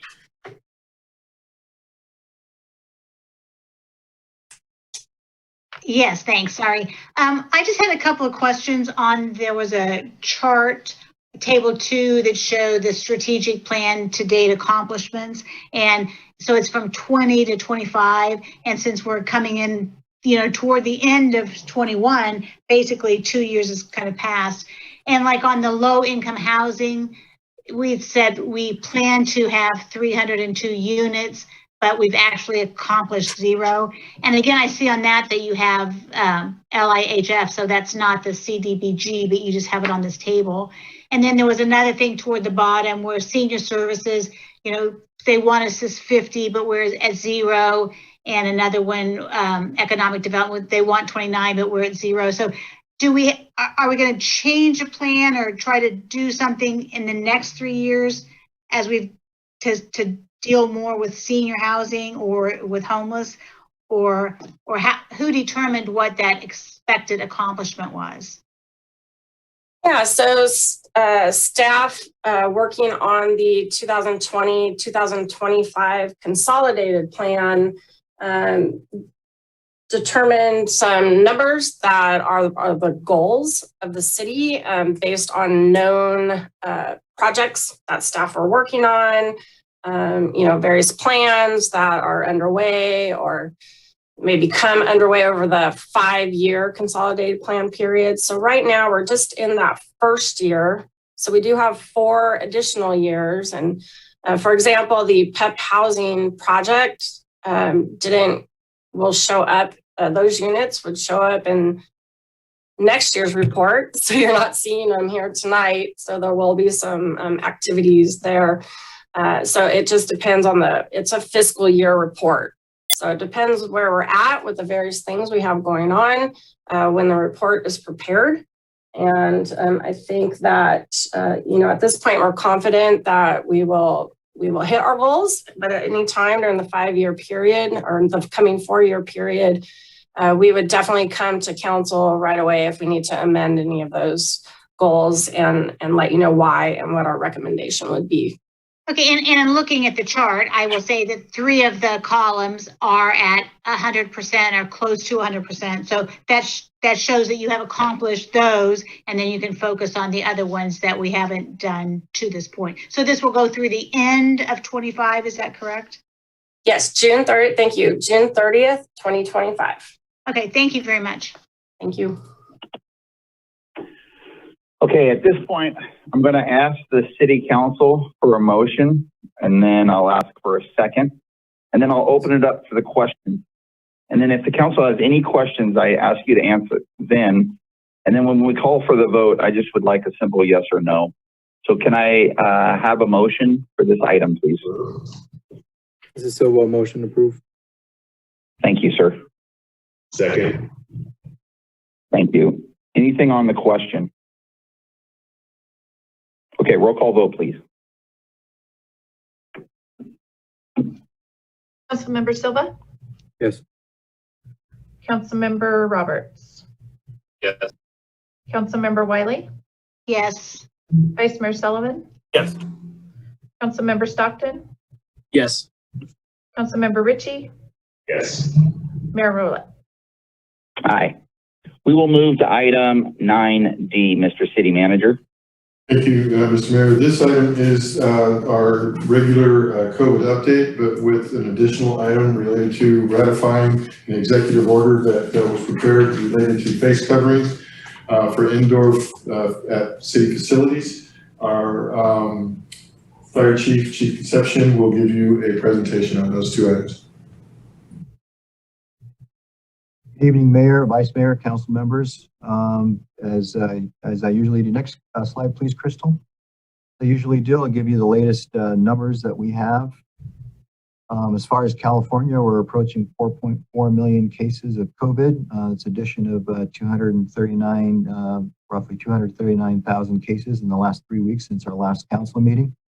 66,813 deaths, which is an additional 2,119 deaths. So, and then the 7-day positivity is sitting at 4.4. That's a 0.6% drop over the last week.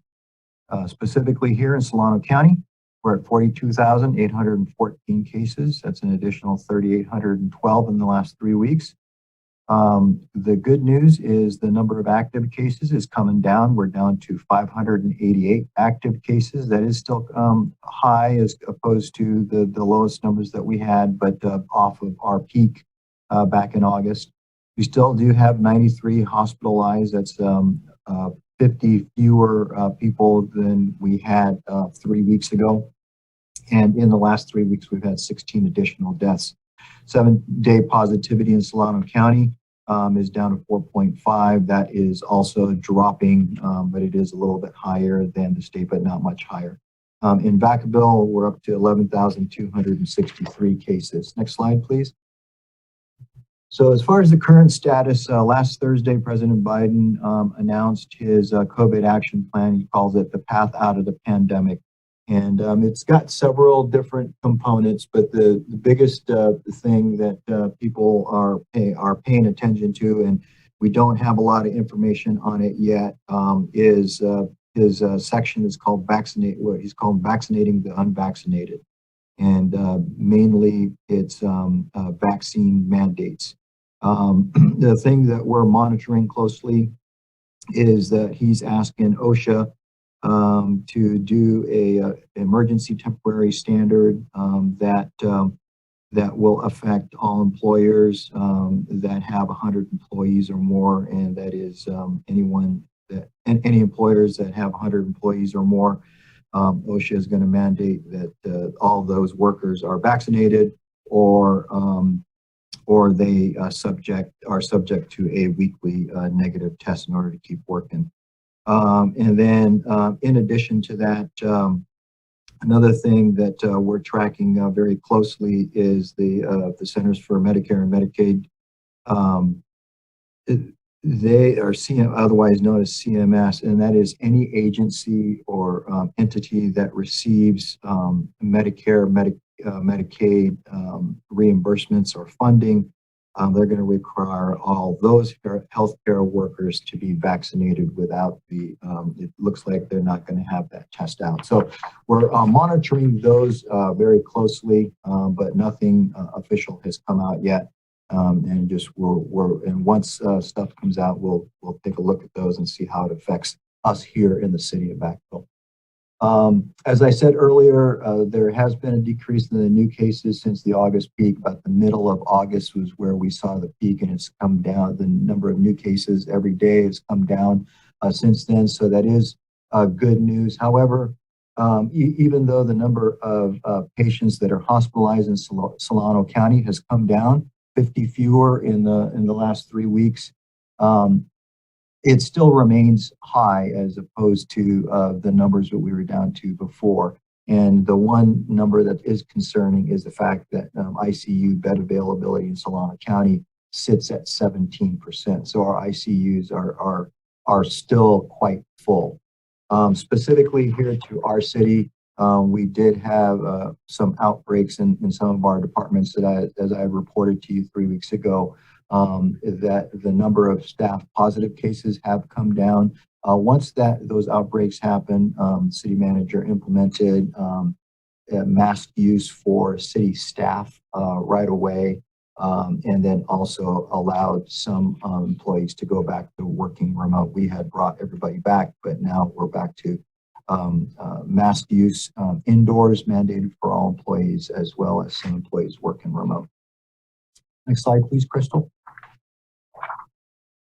So I believe it was effective September 7th, city manager in his role as the director of emergency services, because of the fact that there was an increase in the Delta variant and the fact that Solano County is the only county in the Bay Area, one county out of 9 Bay Area counties that has not yet implemented a mask mandate for indoors. And the fact that our city has governmental interest in protecting the health, safety, and welfare of the community, and as well as our employees, in order for us to continue to provide essential services to the public. City Manager Bush issued an emergency order mandating the use of face coverings by all persons entering indoor city facilities or participating in outdoor city programs or events when 6 feet social distancing is not possible. Next slide, please, Crystal. Do want to make it perfectly clear that this mandate is not as restrictive as some of the other mandates that are surrounding us. For example, Benicia and Vallejo adopted stricter mask mandates where it's all indoor public settings, whether public or private. So back to the restaurants and stores, anytime that anyone is indoors in those 2 cities, they're mandated to wear face coverings or masks. The Vacaville order that was signed by the city manager does not apply to the use of non-city public places. So it's just for city facilities indoors, or again, the outdoor programs when social distancing is not possible. Any emergency order that is signed by the city manager in his role as the director of emergency services does have to be ratified by the city council as quickly as possible. And so that's why we're bringing it to you at your first scheduled council meeting tonight. If you do decide to ratify this, it will be effective until it is either repealed by the director of emergency services or the city manager, or by the city council. And what we're recommending that you do tonight is to adopt the subject resolution. We feel that it's in the best interest of public health here in the city to try to curb the spread of COVID. And with that completes my presentation, and I'd be happy to answer any questions you might have. Thank you very much. I will open it up to public comment. I see one hand up. Caller, go ahead.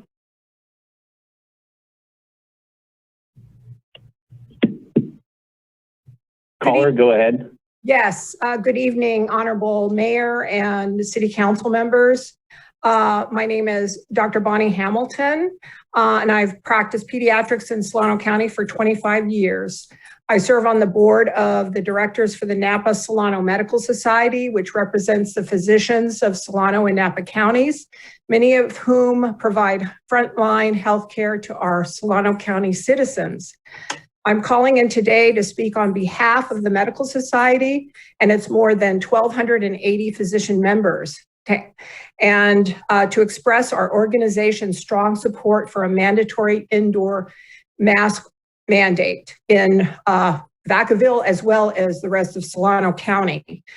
Data from studies have shown unequivocally that mask wearing reduces new infections of COVID-19, which predominantly are spread by inhalation of respiratory droplets. Masks are particularly important during this pandemic because of the potential number of asymptomatic or pre-symptomatic infected individuals, which are estimated to account for more than 50% of transmissions. We also know masks are safe, effective, easy to wear, and are not associated with any clinically negative impacts on the wearer. Furthermore, we believe a mask mandate will help our hospitals, healthcare facilities, our doctors, nurses, and other healthcare workers, all of which have been experiencing an incredibly high amount of stress caused by the recent surge of COVID-19 in our community, as well as preserve healthcare resources. During difficult times like this, it's crucial that we take actionable steps to help our healthcare providers and health systems so that they can operate at an optimal level. A mask mandate is a simple and easy to follow measure that has the ability to help reduce the spread of infection with minimal downside. It puts the health of the public first while still allowing residents to carry on with their lives.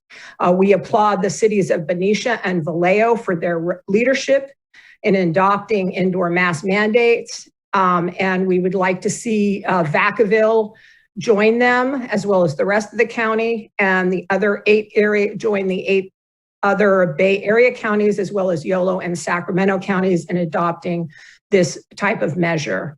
The Napa Solano Medical Society would like to thank you for your continued leadership during this pandemic and for considering this issue, the health of our community and the viability of our healthcare systems. We wish you and your families well. Thanks again. Thank you. Seeing no other comments, I'm going to close public comment and bring it back to the council for motion. This is Mike Silva, motion to approve.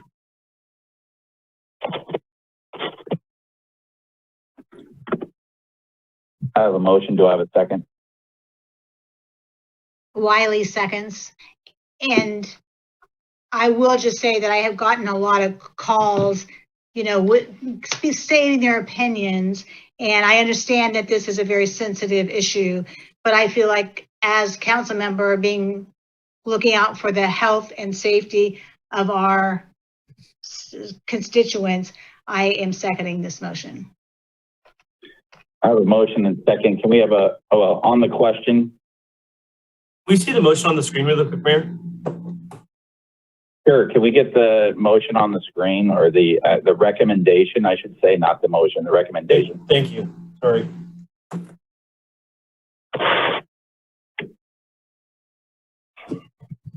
Member Stockton, do you have a question? Yes, I do. Is now the time? Go ahead, sir. Yeah, go ahead. Okay. Is there any rule or law that prevents people from wearing a mask if they want to?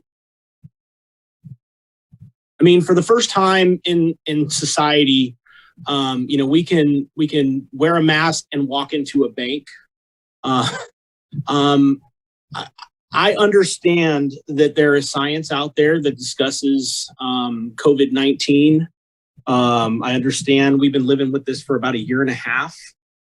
And I appreciate, the data, but what about our freedom to make these choices ourselves? People make bad decisions all the time. I certainly understand the, concerns that people have with COVID-19. And I do believe that the city should be as accommodating as possible to let people work from home, to make sure that nothing is preventing our employees from access to proper personal protective equipment and practices that will protect them from COVID-19 if they choose. But, it's been said that those who value security over freedom deserve neither. And as much as the science is out there that COVID-19 is real and can kill you, I still believe that that we're free to make that decisions, and to make that decision for ourselves and our families, with our family, with our spouses and our wives and the people that we respect. And I have a really hard time that this is even being brought up. This is not anything being mandated at a federal level. This is not being mandated by the state. This is not even being mandated by the county. That was shot down today. And so I will not stand on the side of tyranny. I think that our employees at the city, I think that our citizens deserve and have an unalienable right to the freedom to choose whether or not they want to inject anything into their bodies, whether they want themselves or their children to wear a mask or not wear a mask. And I cannot support this. And I find it very difficult that this is even being considered at a local level when there is no mandate or suggested action by even our county health official that we're doing this. So I guess it's more of a statement than a question, but thank you for your time. Thank you. Councilmember Silva. All right, thank you. Yeah, I appreciate the comments, and I think I understand where people are coming from to a point. And I respectfully disagree that wearing a mask is tyranny. It's not, when I was required to wear a mask to make sure I protected those who I was assisting physician surgery, putting my hands literally in people's heads, whether it be officers, whether it be politicians, whether it be an average person, that wasn't tyranny. It was me looking out to ensure that my patient was being safe, right? And in this particular case, what we're talking about and what's being motioned is how do we keep our actual staff safe, and how do we keep whether they're vaccinated or not. This is it's a measure to show that we actually help that we're actually genuinely concerned and want to keep others safe. And yes, of course, it's a choice and whatnot. I'm happy to discuss with anybody at any point. Obviously, I don't think this is the right format for that. Our city council meetings aren't really designed for that. But for me, that's it's a way that we can help ensure that our actual staff is safe, and that some of them who choose not to be vaccinated, that we at least mitigate or lower the risk of actually exposing them to higher rates unknowingly, and not having to hear and getting emails of what we continue to see. So that's just my piece on that. Thank you. Very much. Councilmember Roberts. We're still on the question. We have a motion in a second. We're still on the question. Go ahead, Roberts. Yes, sir. Yeah, just a quick comment. I know we're trying to go back to the yes or no, but just, a quick comment is, we're at the state level. The state does mandate masks indoors state buildings. But with that, being a local government as well as higher government, one of the biggest things that we deal with is continuity of government. So while, the health aspect is definitely important for our staff members, it also comes down that we're responsible for providing services to the city. So say there happened to be an outbreak in one of the city departments and it gets shut down, that effectively limits or stops those services for the people of the city. And so whether or not you're for or against masks and that stuff, we have to think about the services that the city provides and the what if something does get an outbreak and stops what the city's capable of providing for the people. Thank you. Thank you. Vice Mayor Sullivan, go ahead, sir. I don't want to repeat a lot of what's already been said, but I do want to clarify the vote tonight we're talking about really is looking at the city as an employer, just like any other business in Vacaville, sort of regardless of what the county chose to do countywide today, which I do want to point out we're one of the only counties in the region that did that. But that's for the Board of Soups, and that's for the county health director to make their decisions. We're talking about protecting our employees and then protecting the public that engages with our employees. And so we have a right, we have an obligation to do that. And whether people are vaccinated or not, it's their choice. And a mask minimizes that exposure for employees, and it also minimizes that exposure of one of our employees infecting someone, especially children in our youth sports system that are unvaccinated. And so, I think I don't want to go make this a much bigger issue than it really is. I think this is a very practical, logical, rational step forward. The other part of that is we have the data. We have outbreaks in the city as of today and as of the last couple of weeks that have caused serious issues to city operations. We just had a parent tonight complaining, I shouldn't say complaining, I'm sorry, bringing up a concern about lack of staffing at TGIF. This is a work stoppage issue. So even if people don't get sick, even if they're not hospitalized, if you test positive, you're out of the office for 10 days. We don't have the staffing levels right now to risk that. And so anything we can do right now, I think that's reasonable and middle road to stop work stoppages, keep our staff performing and keep things moving. I mean, I remember 6 months ago, we had parents calling in by the dozen, begging us just to open youth sports with masks. And now it's just the goalpost keeps moving. I don't want to move backwards. I don't want to go back to where we were at last year. We're in a good spot. Masks are reasonable. And so I'm voting yes on the motion. Okay, we're going to go back to Councilmember Stockton. I just wanted for the record to say that, I mean, we've been living with COVID for over a year and a half. Everybody knows the risks. Everybody has the options to make the decisions that are best for them.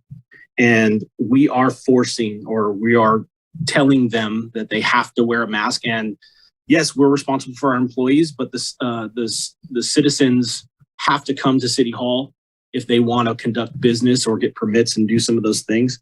I just want to make it clear, you know, everybody was okay with flattening the curve. Everybody kind of pulled together in the beginning, thinking this was going to be about 2 weeks.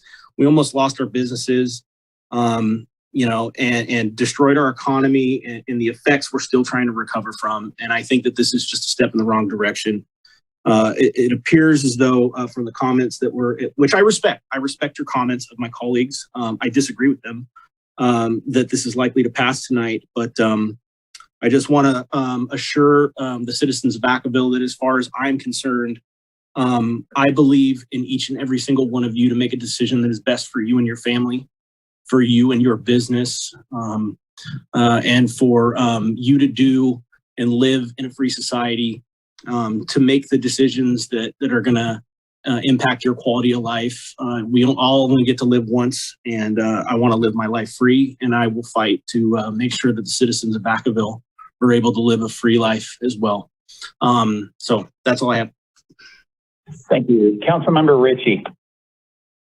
Hi, at this point, with Roy and some of the comments, first, I'd like to appreciate Chris' conception with his presentation. The data is very strong, and I really appreciate everything you brought to the table.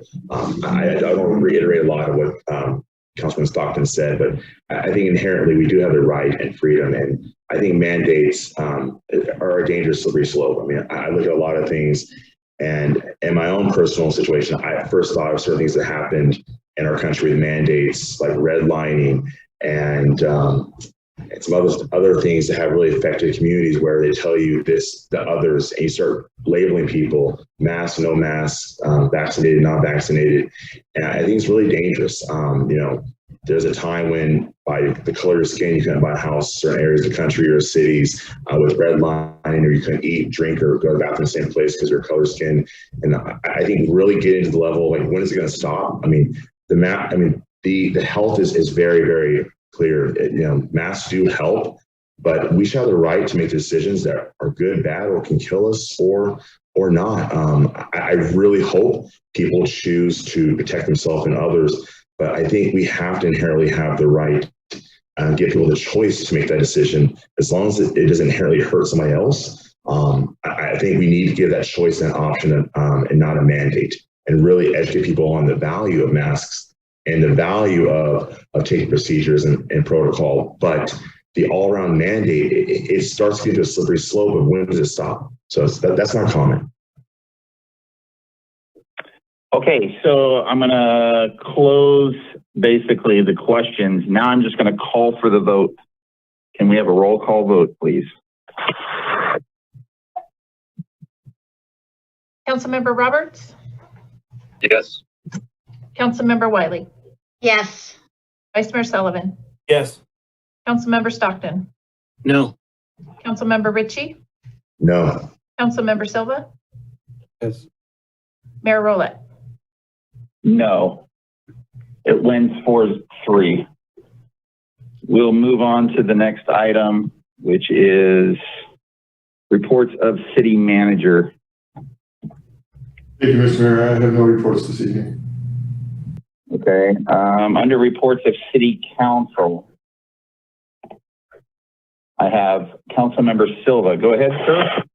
Yes, thank you. So this weekend, we remembered the devastating events of 9/11 and how that really struck and impacted a lot of us that were around.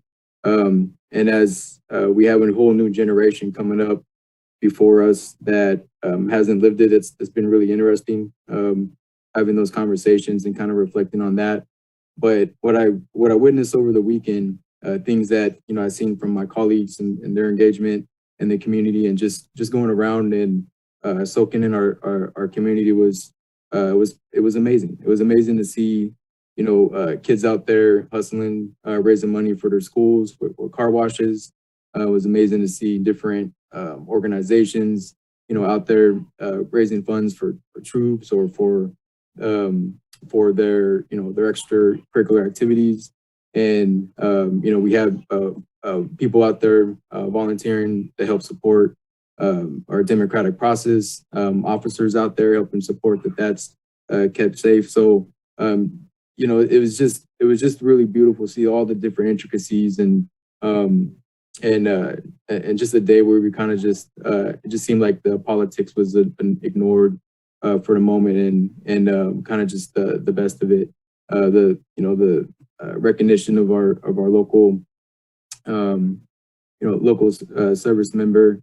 There's a strong military, history here, particularly with Travis.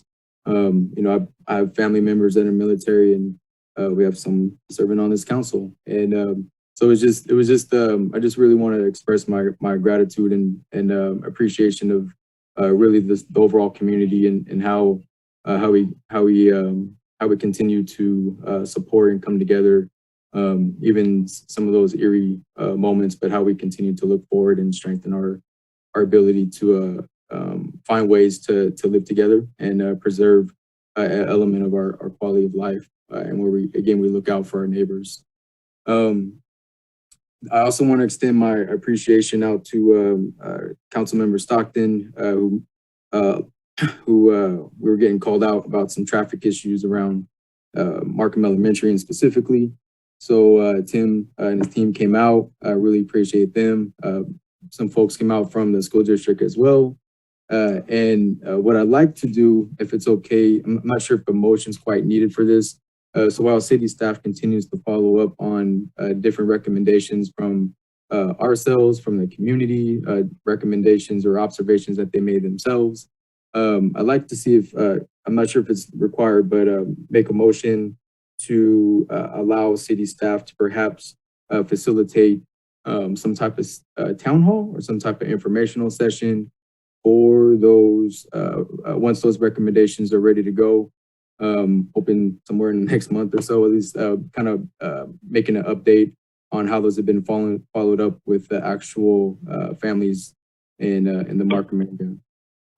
Hey, Councilmember Silva, I would ask that you speak to the city manager, and you and the city manager get something together. I don't think it needs a motion. I think he'll follow through with whatever you're looking for, and then we can, if we need a motion, we'll bring it back to the next council meeting if you're okay with that. But let's get some details together. Aaron, is that okay? That's fine. Thank you. All right. Thank you, Mayor, for the suggestion.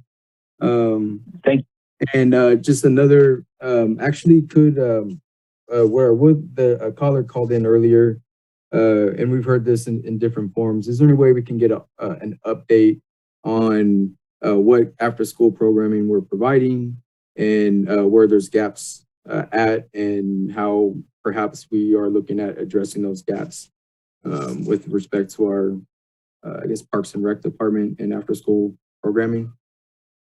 Perfect. That sounds great. All right, thank you. All right, thank you. Councilmember Stockton? Thank you, Mayor, and thank you, Councilman Silva. I look forward to meeting with the Markham community about the traffic issues as well, and would be happy to assist you. And I appreciated your comments about this weekend and remembering the events of 9/11 and what it was like going through that experience, and how unified our country was on the 12th. And I look forward to days where we're more unified. You touched on the fact that Vacaville had the opportunity to honor one of our own, United States Marine Corps Sergeant Tyler Andrews. Grew up in Vacaville, was recently injured while serving in Afghanistan. And I wanted to thank Councilman Ritchie. I wanted to thank Mayor Rowlett, and as well as Commissioner McMahon and several others from the community that showed up to honor this young man by tying yellow ribbons throughout town in areas that were familiar to him.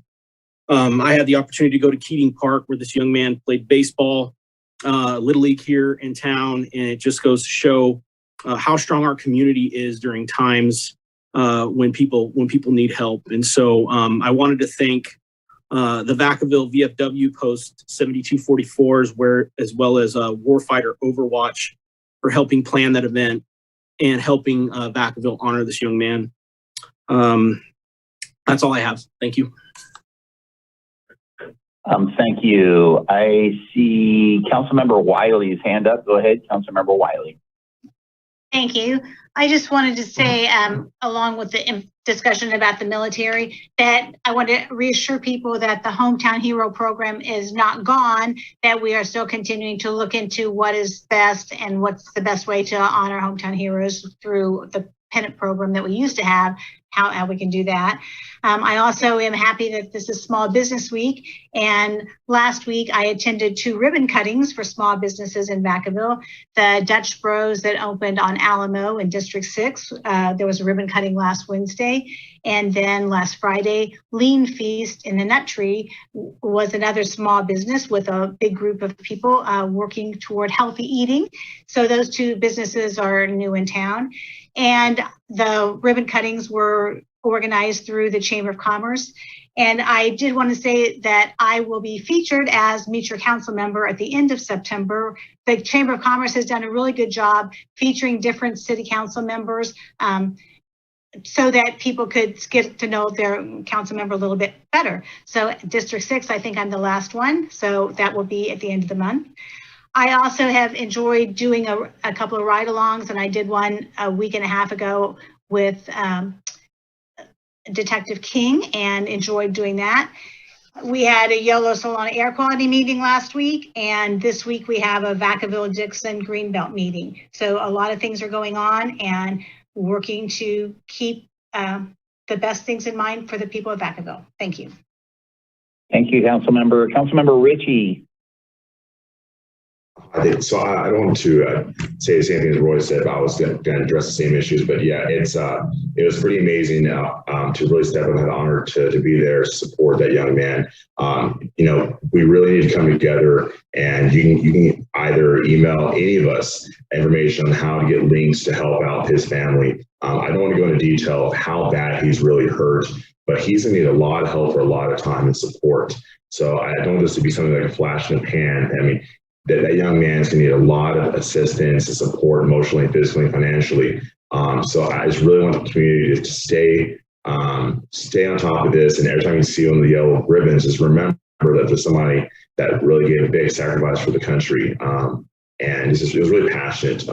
I really hope we can step up and really use this as something we can rally behind as a city to really make sure he knows that we're there for him. And yeah, that's it.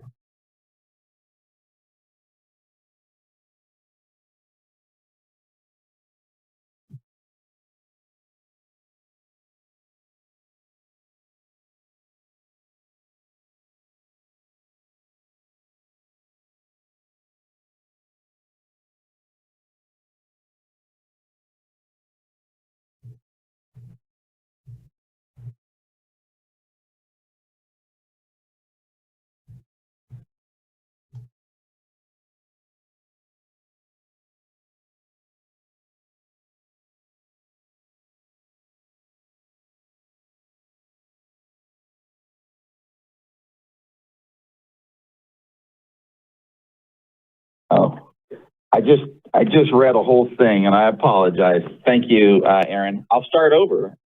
I'm going to close tonight's meeting in memory of Jesse Melson. Jesse was a public works maintenance superintendent. He passed away on August 29th at the age of 44. Jesse only recently started working for the city of Vacaville in August, but he came with 20 years of experience from the city of Sacramento and West Sacramento. Our condolences go out to his family and the colleagues. Jesse leaves behind a teenage daughter, Emily, and I just ask everyone to please keep your thoughts and prayers in mind for the family of Jesse Melson. So I'm going to close in memory of Jesse tonight. Thank you very much. And we will move to item 12, which is closed session. I do not believe we'll be reporting out, but if we do need to report out, we'll come back out and report out. And with that, good night, Vacaville.